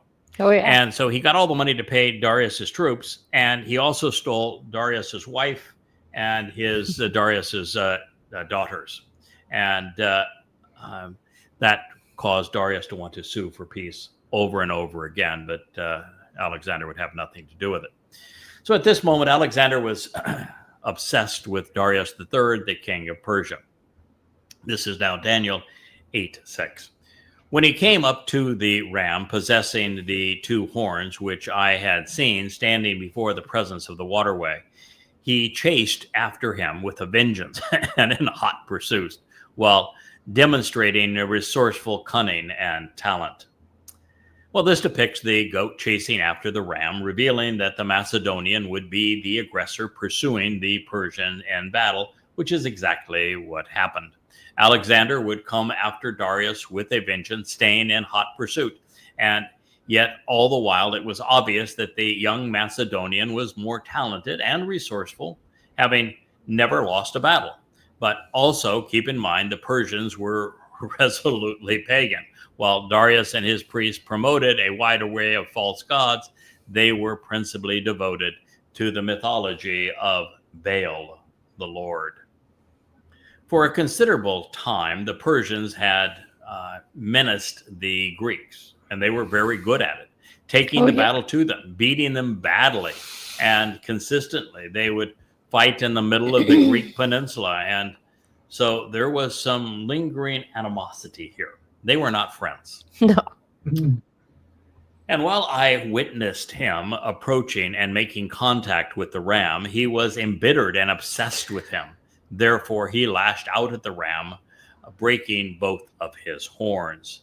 And with the ram, there was insufficient capability, power, and resources to withstand his presence. So he was overthrown and humbled as he brought him down to earth. He was trampled and tread upon by him as the aggressor. So there was no way to spare or rescue the ram from his influence and ability. Daniel 8:7. Well, King Darius III of Persia fought Alexander and his Hellenic League at the location of his choosing, a wide open plain near the ancient Ninotha, which we would pronounce Nineveh, not far from Mosul in today's northern Iraq, much closer to his supply lines than Alexander's by a long shot. Darius, who led the much larger force, was fighting close to home and actually prepared the battleground. He actually flattened the terrain to give his war chariots the optimum operating conditions. While we will consider the prelude to this battle in a moment, suffice it to say for now that Alexander had spent the previous year transitioning from warrior to savage, losing all sense of civility while besieging Tyre and Gaza. Then in Egypt, he positioned himself as the master of the universe and the living incarnation of Amun. Yep. He's a charming fellow. Darius, on the other hand, just wanted to be left alone. He offered Alexander his kingdom and his treasure to return his kidnapped family and to stop pursuing him. Replying to one of the king's offers, the Macedonian wrote, "From King Alexander to Darius, if you wish to dispute your throne, stand up and fight for it, and do not run away. Wherever you hide, I will find you." Obsessed much? Wow, obsessed much. Alexander was, well, what I wrote, obsessed much. Yeah. He marched into the heart of the Persian Empire, I should say, crossing the Euphrates and the Tigris rivers without opposition, all the while having given peace a chance. Darius was now building an army of over 50,000 warriors, with some claiming twice that many soldiers. It is said that half of his troops were on horseback. By comparison, there were 40,000 Greek infantry and 7,000 Greek cavalry. However, be cautioned, as we have discovered with the Roman propensity to alter the Christian New Testament to serve their agenda, the mythical appeal to revise history was inbred. So, to project Alexander as a god among men, some ancient Greek historians would have us believe that the Persian army numbered into the hundreds of thousands, outnumbering his foe by a little or a lot. On his home turf and on a battlefield he had prepared to his advantage, Darius offered to cede the western half of the Persian Empire without a fight. And yet, Alexander declined. Parmenion, one of Alexander's generals, said that if he were Alexander, he would have accepted the generous offer. To which Alexander, demonstrating his enormous ego, replied, "I would too, if I were Parmenion." That. Just a little egotistical, that guy. Oh, what a jerk. That evening, it's a funny line though. That evening, Parmenion encouraged Alexander to launch a surprise attack under the cover of darkness in order to negate the enemy's advantage. Alexander declined, expecting Darius to keep his army up all night in anticipation of that very thing. Alexander was so nonplussed by the impending engagement, he overslept the next morning, only to be awakened by his generals, who yanked his chain and claimed that the battle had already been won. And while that would occur, luck, strategy, equipment, and training would all be brought to bear. The fact is that Darius's troops were inexperienced, they were poorly trained, they were inadequately equipped. By comparison, Alexander's infantry fought in a phalanx, and they had heavy shields and 10-foot spears, while the spears of the Persian immortals, what a great term, the Persian immortals were 3 feet shorter, which didn't make them immortal. And their shields were designed for protecting royals from civilians and not soldiers from warriors. Alexander's troops had followed him through Macedon, through Corinth, through Thrace, through Thessalonica, and then Tyre and through Gaza. and they were battle tested. By comparison, Darius's deployed inferior Scythian chariots, which is why he removed every shrub from the battlefield. He also deployed the ancient world's version of a tank. Yep, with 15 Indian elephants. Both sides arranged their armies in traditional fashion. The battle commenced with the Macedonian infantry in a phalanx formation, marching into the center of the Persian line. Alexander's flanks were extended like wings, tilted back at 45-degree angles. Darius responded by attacking his enemy's left flank, which was under the command of the aforementioned Parmenion. But rather than reinforcing his general, Alexander moved in the opposite direction and left him just hanging out there toward his right flank, hoping to open up a gap in Darius's line as his infantry pursued him. Meanwhile, the Scythian chariots were being effectively countered by the discipline and experience of the Macedonian cavalry on Alexander's right.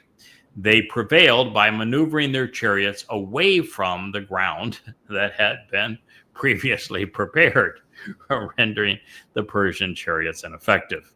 Then, as Darius countered Alexander's move, his cavalry routed the Greek horsemen in the vicinity of the Macedonian general. The more cavalry Alexander engaged, the less favorable the outcome. This is because the Scythian horses were better protected and the riders were accomplished horsemen. And yet somehow the Greek auxiliary forces drove the Persians out of their ranks. During their retreat, the Greeks pursued and slaughtered fleeing Persians. Now, all the while, Alexander allowed Darius to collapse his wings, a move that would have been fatal if the Macedonian general didn't simultaneously draw his entire army into a wedge formation, pointing the tip directly at the Persian king. In response, Darius fell back, his troops retreating with him. However, Alexander, learning that his left flank under Parmenion was encircled and was now on the verge of being destroyed, elected to save his army rather than strike Darius down. Upon returning to their encampment, the Greeks found Darius's troops attempting to rob them of provisions and valuables. This was fortuitous for Alexander because with Darius's soldiers distracted, and it evened the odds, allowing for the rescue of Parmenion's trapped soldiers. In other words, a little Muslim, we're going for the booty now, is how Alexander prevailed. Immediately thereafter, Alexander turned the tables and set off with his bodyguards in pursuit of Persian treasure rather than Darius himself. En route to Susa, they came upon the king's personal baggage, which included a bankroll of over 4,000 talents. Since a talent represents 26 kilograms of silver, each was worth approximately $25,000, valuing the captured treasury at $100 million. That was inconsequential to what later would be found, and therefore controlled. All of Persia and Babylon were now for the taking. Now, I have a sense that what comes next, immediately after leading an IPO and raising hundreds of millions of dollars for my growing business, I told a reporter, we are never more vulnerable than we are at the moment of our greatest success. And my expression was offered out of an assessment of history and a sober appraisal of my personal responsibility. I was aware that those who, like Alexander, are known for their extraordinary accomplishments there are many far better men and women pursuing a much more beneficial agenda who are just not as lucky. In business and in war, the combatants make hundreds of decisions each day, and only one needs to be wrong to have everything come crashing down. And we are never quite as circumspect or careful when so many are singing our praises? After Alexander had accomplished his goal of killing his white whale, then what? He tried debauchery and licentiousness. And apparently, he wasn't very good at either. He drank himself into a stupor. But even when sober, he demeaned his men by ordering them to worship him as a god. Yep. Believing that he was immortal and no longer subject to human constraints, he discovered that, well, neither were true. Now, surrounded by the swampy waters of Mesopotamia, where mosquitoes breed, he contracted malaria. It is something to which I am also familiar. His symptoms mimicked mine. The disease caused his internal cells to rupture. His fever rose, and the pain became debilitating over 2 weeks' time. It is an excruciating and miserable way to die, which he would do at 32 years of age in 323 BCE. Probably obvious that when I got malaria, I didn't die, but I certainly wanted to. It'll make you want to die. The pain is that intense. It is. God not only predicted as much, he asked a man who had experienced both of these impostors to share the results with you. The great, young, and stubborn crowned goat, seeking adventure, supremacy, and glory, was empowered, exalted, and enriched as he glorified himself and became exceptionally boastful, exceeding the greatest extent thought possible. By the way, Alexander is a prototype for the Torahless one, who is now Donald Trump. But when he was the strongest and when his empire was enormous, the great horn was broken, the memories of his body rupturing. Then 4 conspicuously appeared, rising up in its place, extending towards the 4 winds of the sky. So upon Alexander's death, which certainly sounds like it was of malaria, his top 4 generals, Ptolemy, Seleucus, Symmachus, and Cassander, divided his empire and ruled in his place. History played out exactly as God revealed. And since this prophecy was conveyed 200 years prior to these events playing out in the lives of the Babylonians, Persians, and Greeks, this presentation serves to affirm that we can rely upon those which were foretold to guide us into the future. So as we did in the midst of the previous revelation, out of the ashes of history long ago, we find ourselves confronted with our immediate future. The beast of the time of trouble will eventually emerge out of this story, as will his comrades. And from there, this influence will stretch southeast towards the promised land. Here's the next segment. It is from Daniel 8:9. It begins, "Then from one of them was withdrawn one horn, less significant, although perhaps the youngest, smallest, and lowliest. And a remnant, or the rest, grew, becoming greater towards the south, to the east, and toward the desirable and beautiful." This would be speaking of the land of Israel. Yep. Well, we will consider the many possibilities. The most obvious choice from the many, who was at least initially less significant early on, but grew in power over time, particularly as his influence spread to the south and east, including the promised land, would be Seleucus. He was initially he was the least prominent of those who rose to power and acclaim following Alexander's death. He was a secondary player as the commander of an infantry unit.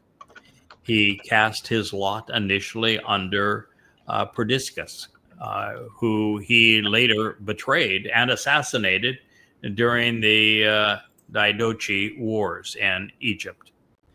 For his treachery, Seleucus was appointed satrap of Babylon under the regency of Alexander's retarded brother, Antipater. Not up to the level of rival antagonists, Seleucus fled Babylon, only to return with Ptolemy support.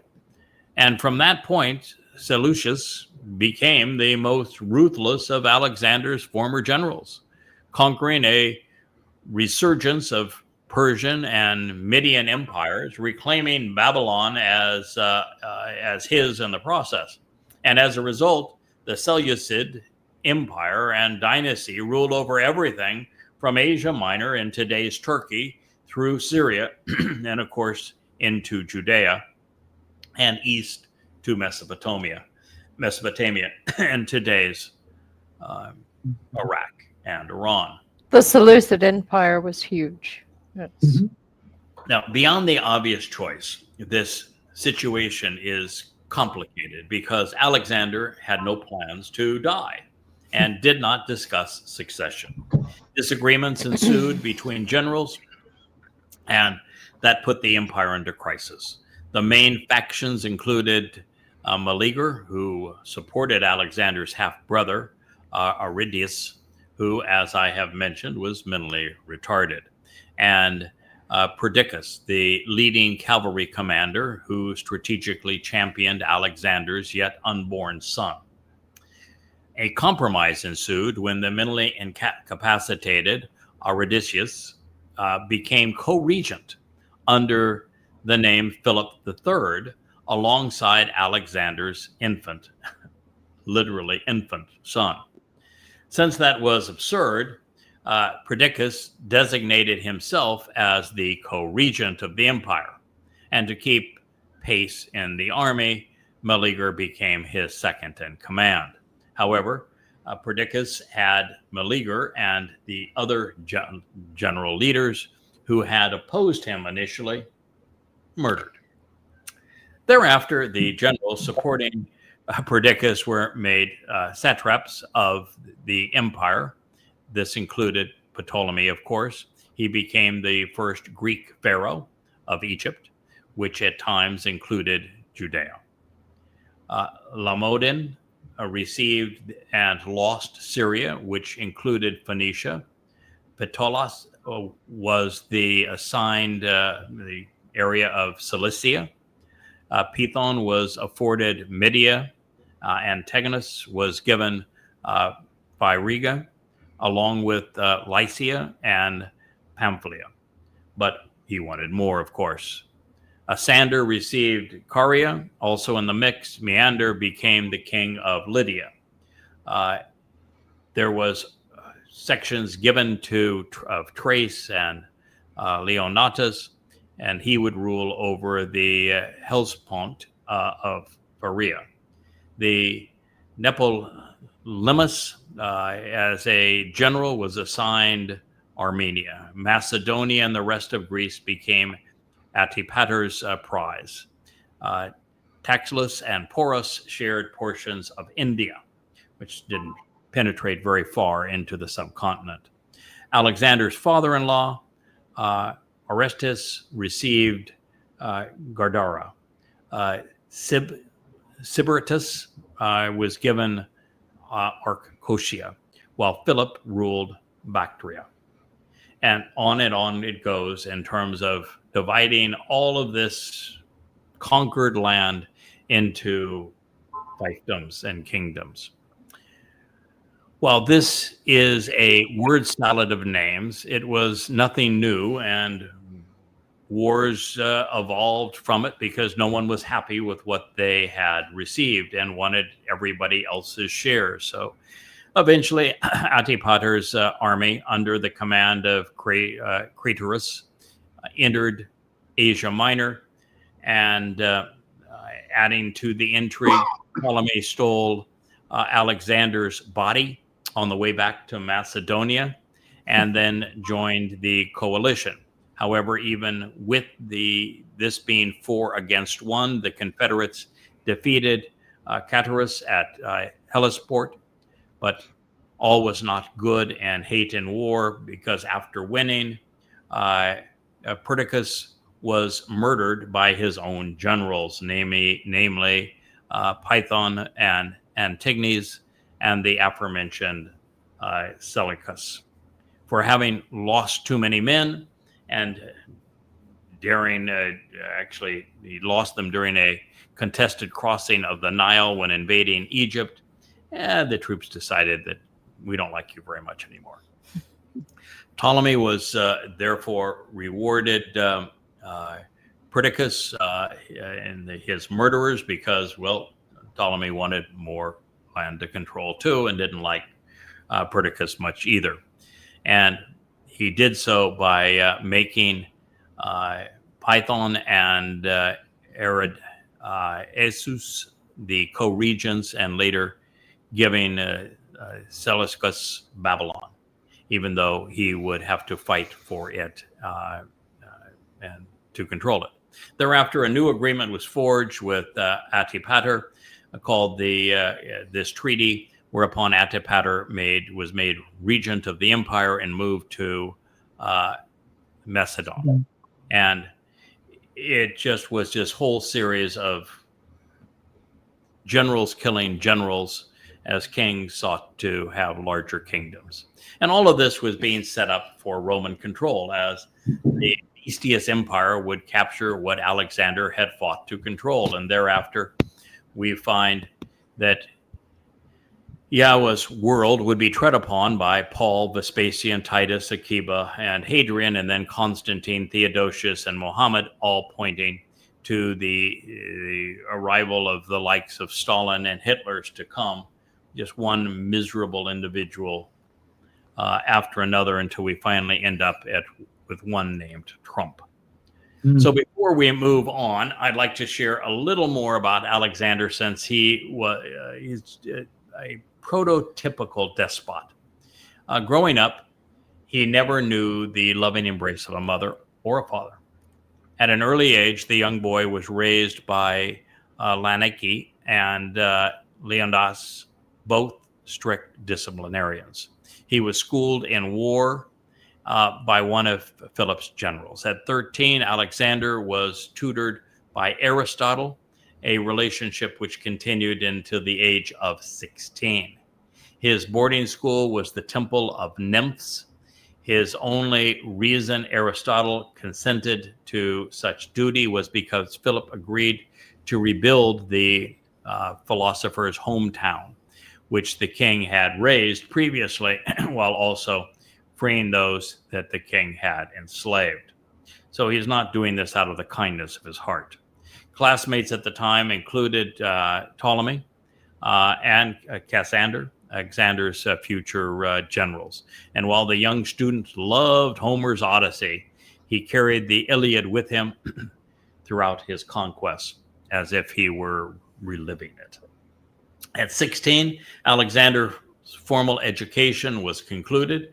His father was at war with Thrace, and he left his son in charge of Macedon as his regent. During Philip's absence, the heir apparent had the opportunity to prove his mettle. When the Thracians revolted, he successfully exiled them, colonializing their territory with the Greeks while founding the first of 7 cities named Alexandria. Thereafter, Philip sent the teenage Alexander off with his troops to quell revolts in southern Thrace, which was due to east of Macedon and thus north of the Bosphorus Straits toward the Black Sea.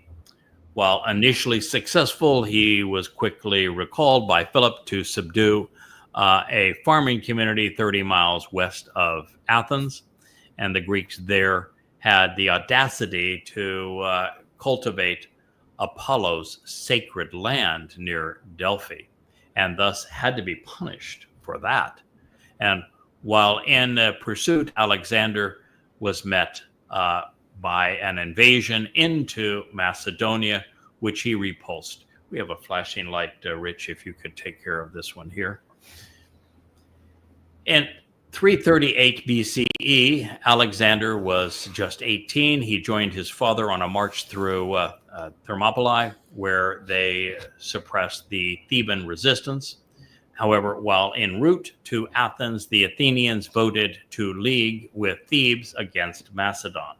The battle for control of the Peloponnese commenced just 2 days later after a march from Athens, and Philip prevailed by feigning retreat, thereby breaking the Athenian lines as they rushed into the fray. In the ensuing chaos, the Athenians were routed, making the isolated Thebans easy prey. So every Greek city-state except Sparta thereby capitulated, acknowledging Philip as their king. And rather than fighting, Sparta negotiated a Hellenistic alliance in Corinth, whereby they agreed to name Philip hegemon. That's a term that we still use today, talking about nations. Hegemon. Yeah, hegemon, trying to impose their supremacy. And the stated purpose of the League of Corinth was to attack the Persian Empire.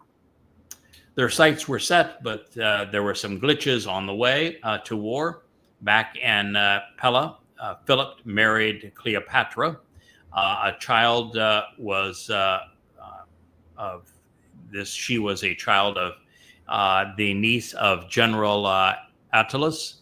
Since she was a purebred noblewoman, even as Philip's seventh wife, her children's claim to the throne would supersede Alexander's.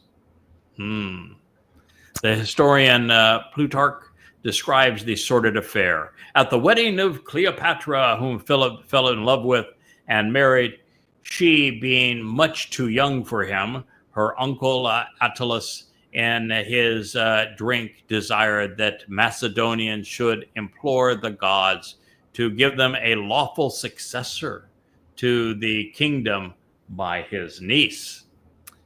This so inbred, irritated, and inflamed Alexander that following one of the cups, he threw one of the cups at the head of his oppressor and said, "You villain, what am I then? Nothing but a bastard." Alexander did not take this well. Then Philip, taking Attalus' part, new father-in-law, rose up and he would have run his son through, almost killed Alexander in his rage. But the wine or drink made his foot slip so that he fell down on the floor, at which Alexander reproachfully insulted his father standing over him. "See there," he said, "the man who makes preparations to pass out of Europe into Asia, overturning and passing from one seat to another. There you lie on the floor." So not as courageous as he is made out to be, the goat fled Macedon with his mother, dropping her off in Dodona, the capital of the Molossians. The kingdom along the Aegean Sea and northern Greece is mostly noted for its misfortune. A century and a half from this date, the vengeful Romans would enslave 150,000 Molossians in the process of annexing their land. But on this day, Alexander continued north to Ilythria, which wasn't the brightest move since he had fought against them the previous year. Ilythria was also Hellenistic, which made them unreliable, and therefore likely to be allied with fellow Greeks, as they were antagonistic towards their fellow Greeks. So at the time, this kingdom bordered the Adriatic Sea in the Balkans, stretching from present-day Albania to Croatia and including Montenegro, Bosnia, and Herzegovina. So without intervening conflict or conquest, the goat in Daniel's prophecy was now aged 20. Just 2 years after his strategic retreat, he scampered back into the fold and to his father in Macedonia. But all was not well. This was not Camelot.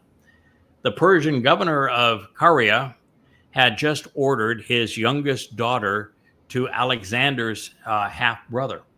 And this favoritism caused Olympians to suspect that Philip was seeking to bypass her son once again. So she had Alexander propose to the blushing bride to take her for himself, hoping that he would marry her before his brother could consummate the affair.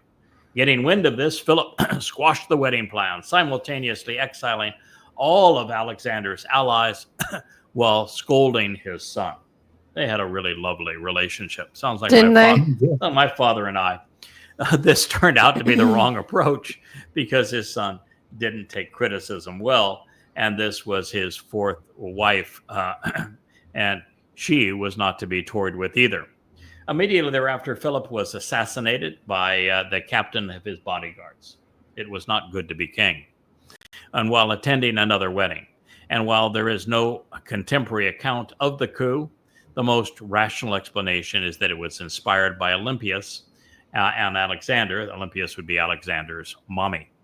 The lone report of this intrigue was provided in a story by Diodotus 2 centuries thereafter, but I won't bore you with this sort of details. However, whatever the motivation or perpetrators, the dead men tell no tales. Moments after Philip's assassination, Alexander's men came upon and killed every rival, crucifying his corpse for public sympathy. So Alexander was proclaimed king by the aristocracy and the army.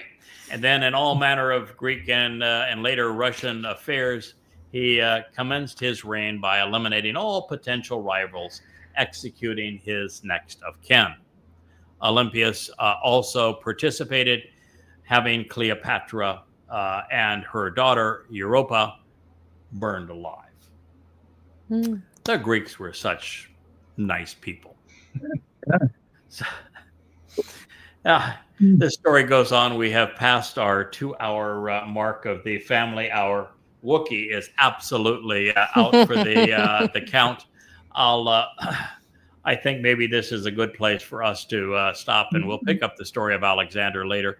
I like telling Alexander's story in this context because not only did Daniel introduce us to him and have a lot to say about him, but there's more to that story because Alexander really becomes this prototype for tyrant, for having no empathy, for will kill anyone, will lie about anything, will pretend to be gods. What will Trump do? He's going to claim to be a god. He'd sleep with his own mother. Yes. Well, and and Alexander was a sexual pervert as well. So it's just this is what you get. It's the psychopath playbook. Yeah, the best of men and women do not rise to the top. Nope. It's the worst. And it's just an interesting story. And one of the reasons also I like telling this story is that Alexander is always viewed as Alexander the Great. Yeah, and so great. More like Alexander the Annihilator. He was. I skipped over the stories of Tyre, but he was disgusting. He besieged them for no other reason than vengeance, and then he either killed or enslaved everybody. Yep. And there was no reason to even go there.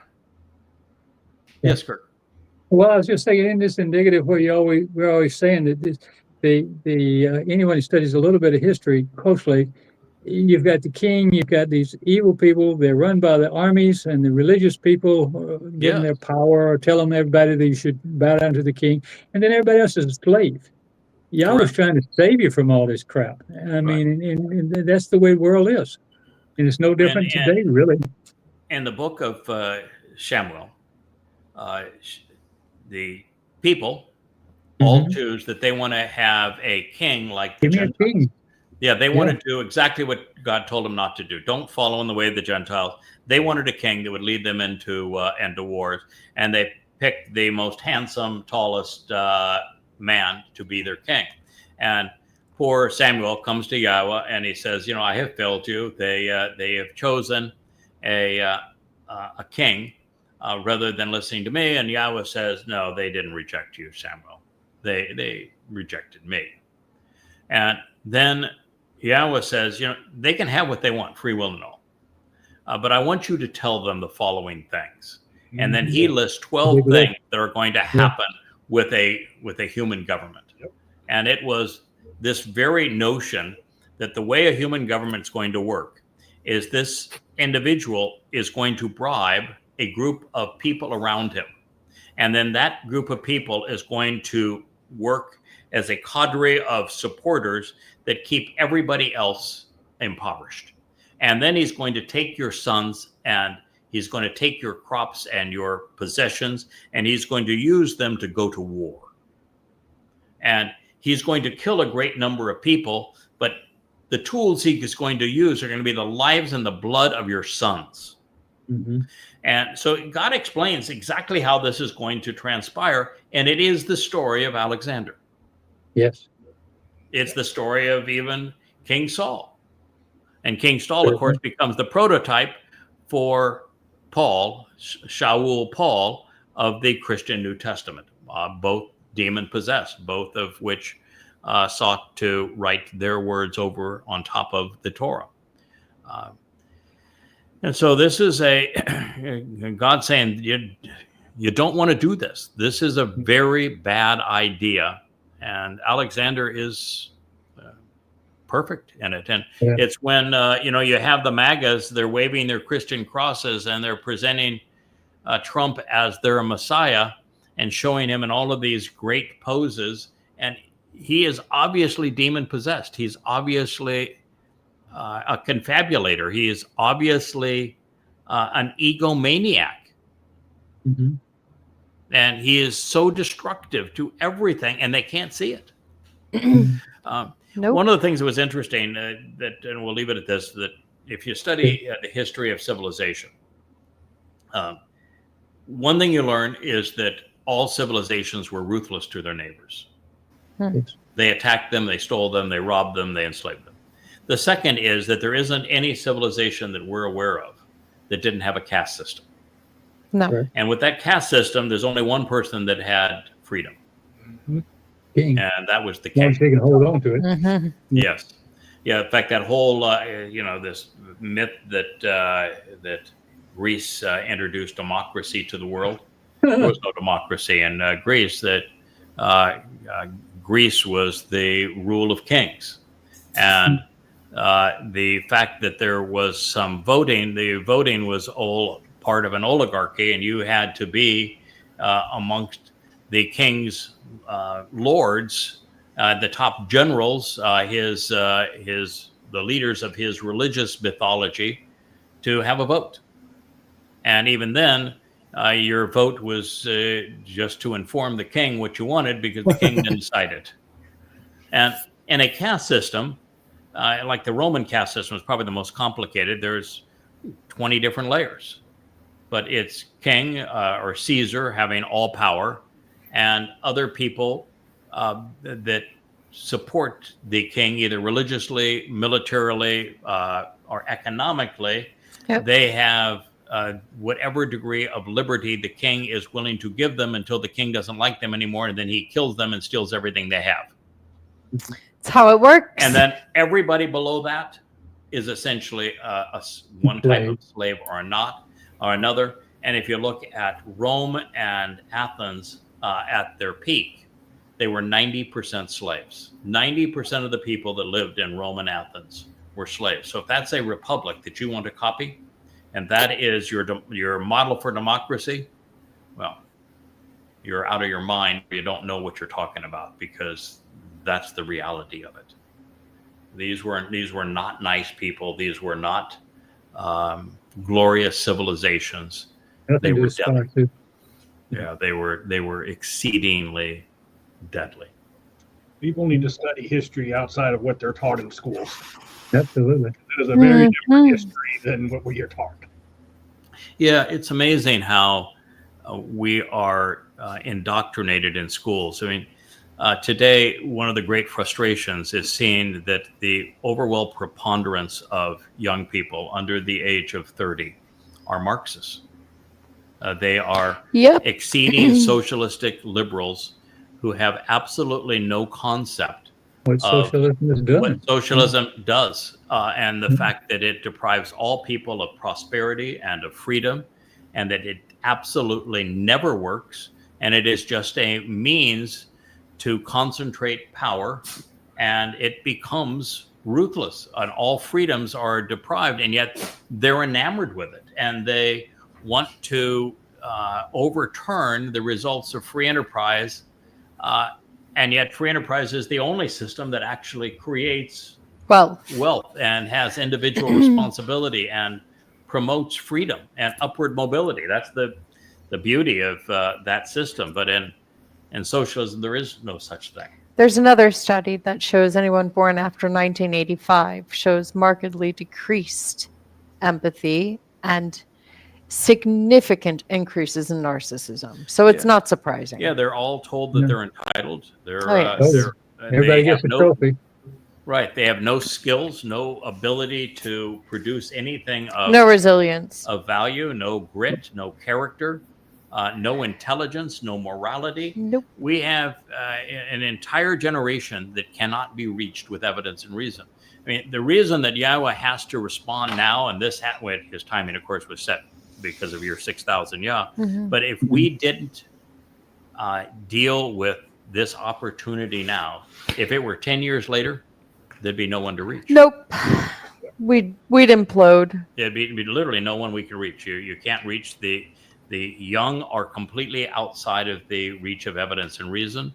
The religious are outside of the reach of evidence and reason. The conspiratorials, the overly political are. Exactly. There just would not have been an audience of any consequence that we could have resonated with if this was postponed, is even 10 years. We are devolving right before our own eyes. We are. No There kidding. are. I look at the Marxists that are promoting the destruction of Israel. Palestine will be free. And Sick. the stupidity that comes out of their mouths as they embrace Islam. And I just realized they've ceased to be human.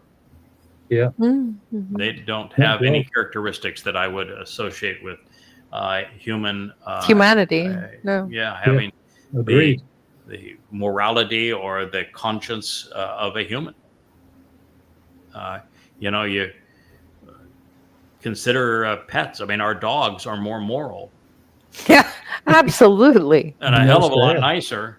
I know jaguars that are more moral than these Yeah. kids. I know, Just come on. You get some criticism now and again when I say that there will be animals, certainly during this millennial celebration of the Shabat. And dogs are definitely going to be there because they are. Wookie's counting on it. Yeah, absolutely. That little punk, he's counting on it. and if you realize that today they seem to be smarter, nicer, and more moral than most people. Yeah, loyal, Yeah. faithful, good guys and girls. Trust my dog's judgment over most people's. Yes. Yeah, I would too. I mean, one of the reasons we moved to this island is to get away from it all because it was so oppressive. And you need to be away from it to do this job. I think, Rich, you found yourself in a much saner environment. We can just focus on doing this job. Still a lot of work. Yeah, lots. Nicely done on the orchestration of the show. Show us your handsome mug there, Rich, as we say goodbye to one and all. There he is. Yes, time to say goodnight, sweetheart. Yep. So we appreciate all of everyone's contributions. We'll continue with this same theme on our next program. We will get eventually to that whole story of Numbers 13, 14, and 15, because I don't think it's ever been told correctly. And yes, we have let quite a teaser out, but I can tell you that Yahowah's vocabulary and his presentation of it, particularly as he explains the role of the bull, the ram, and the goat going forward, and what he's going to achieve from them, it is pure poetry. God told us everything we need to know. And it was in a place that I would have least thought to find it. Yeah. May I just say, See, even may I bulls just say can before you learn. close, Yes. I just am so thankful I know all you guys. I appreciate you every day. What a wonderful time to be living in a wonderful place and to have this opportunity to serve Yahweh and to learn from him and to share what we learn. We couldn't be in a better place or time. That is true. So thank you all. Have a wonderful Shabbat. Look forward to speaking with one and all tomorrow. Good night. Shabbat shalom. Shalom.